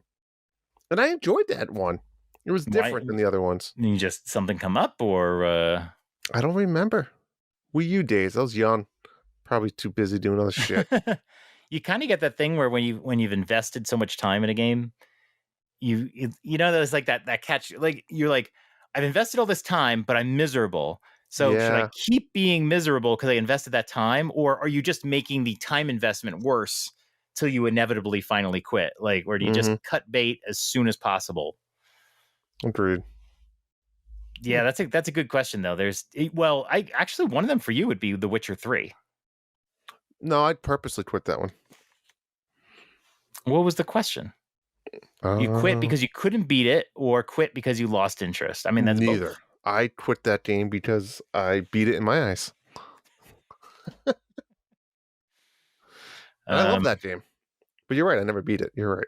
Yeah, I very rarely quit games, but yeah, I can't think of anything. Once you get really far in a game, man, you just got to go. Like Pine. You just got to go. Did you see this week? I think Tim and Marty are both fizzling out on Tears of the Kingdom. Yeah, I don't, and I think Marty was like 40 hours in. I don't get it. He's back in Fortnite. That's why. Marty was, I know, that really is. He was really loving Tears of the Kingdom. I know. I'll tell you what, then he's out. Marty's been disappointing me lately, though, because he was playing The Last of Us, and he was really enjoying that, and then he stopped, and then he was playing Hogwarts Legacy. He stopped on that too? And he stopped on that too. Like, he's becoming Justin now. Ooh, James Sampler. I'm calling you out, Marty. It's tough on these games, right? These guys play so many different games. You just, and maybe, I know I have I'm usually play a game and that's all I play, and I get into the zone and I just play that one game. Right now I'm in that funk where I'm just playing all these other games and having fun playing with the kids, but yeah, that's tough. I mean, like Tears of the Kingdom, you just try to play it until you beat it. So good. I think you can get stuck doing too many side things, and then you get a little bored of the grind. But that's when you go and advance the storyline, and then you come back, and it'll bring you back in. Yeah, you know what? I think Marty plays too many games, and he doesn't he's not playing games that he's reviewing, but he is constantly playing some new game. Yeah. And I really wanted him to finish The Last of Us because he was realizing how great the game was. And I was like, oh, I can't wait for him to see the ending. And then he stopped. But yeah, I think you get into a trap where you just keep playing too many new games and you don't finish it. And it's like, come on, Marty. No. We got to reel you back in. Marty. And I finished a lot of shitty games, let me tell you. You finished Sports Story this year. That's really all you need to know. If you can finish that, you can finish anything. I think Pine was harder than that. Sports Story is a really bad. You know what makes Sports Story so tragic is it looks incredible, right? I think it should be. The concept is there. If someone gave me that elevator pitch of that game, yeah, I'll physically give you money to build that game.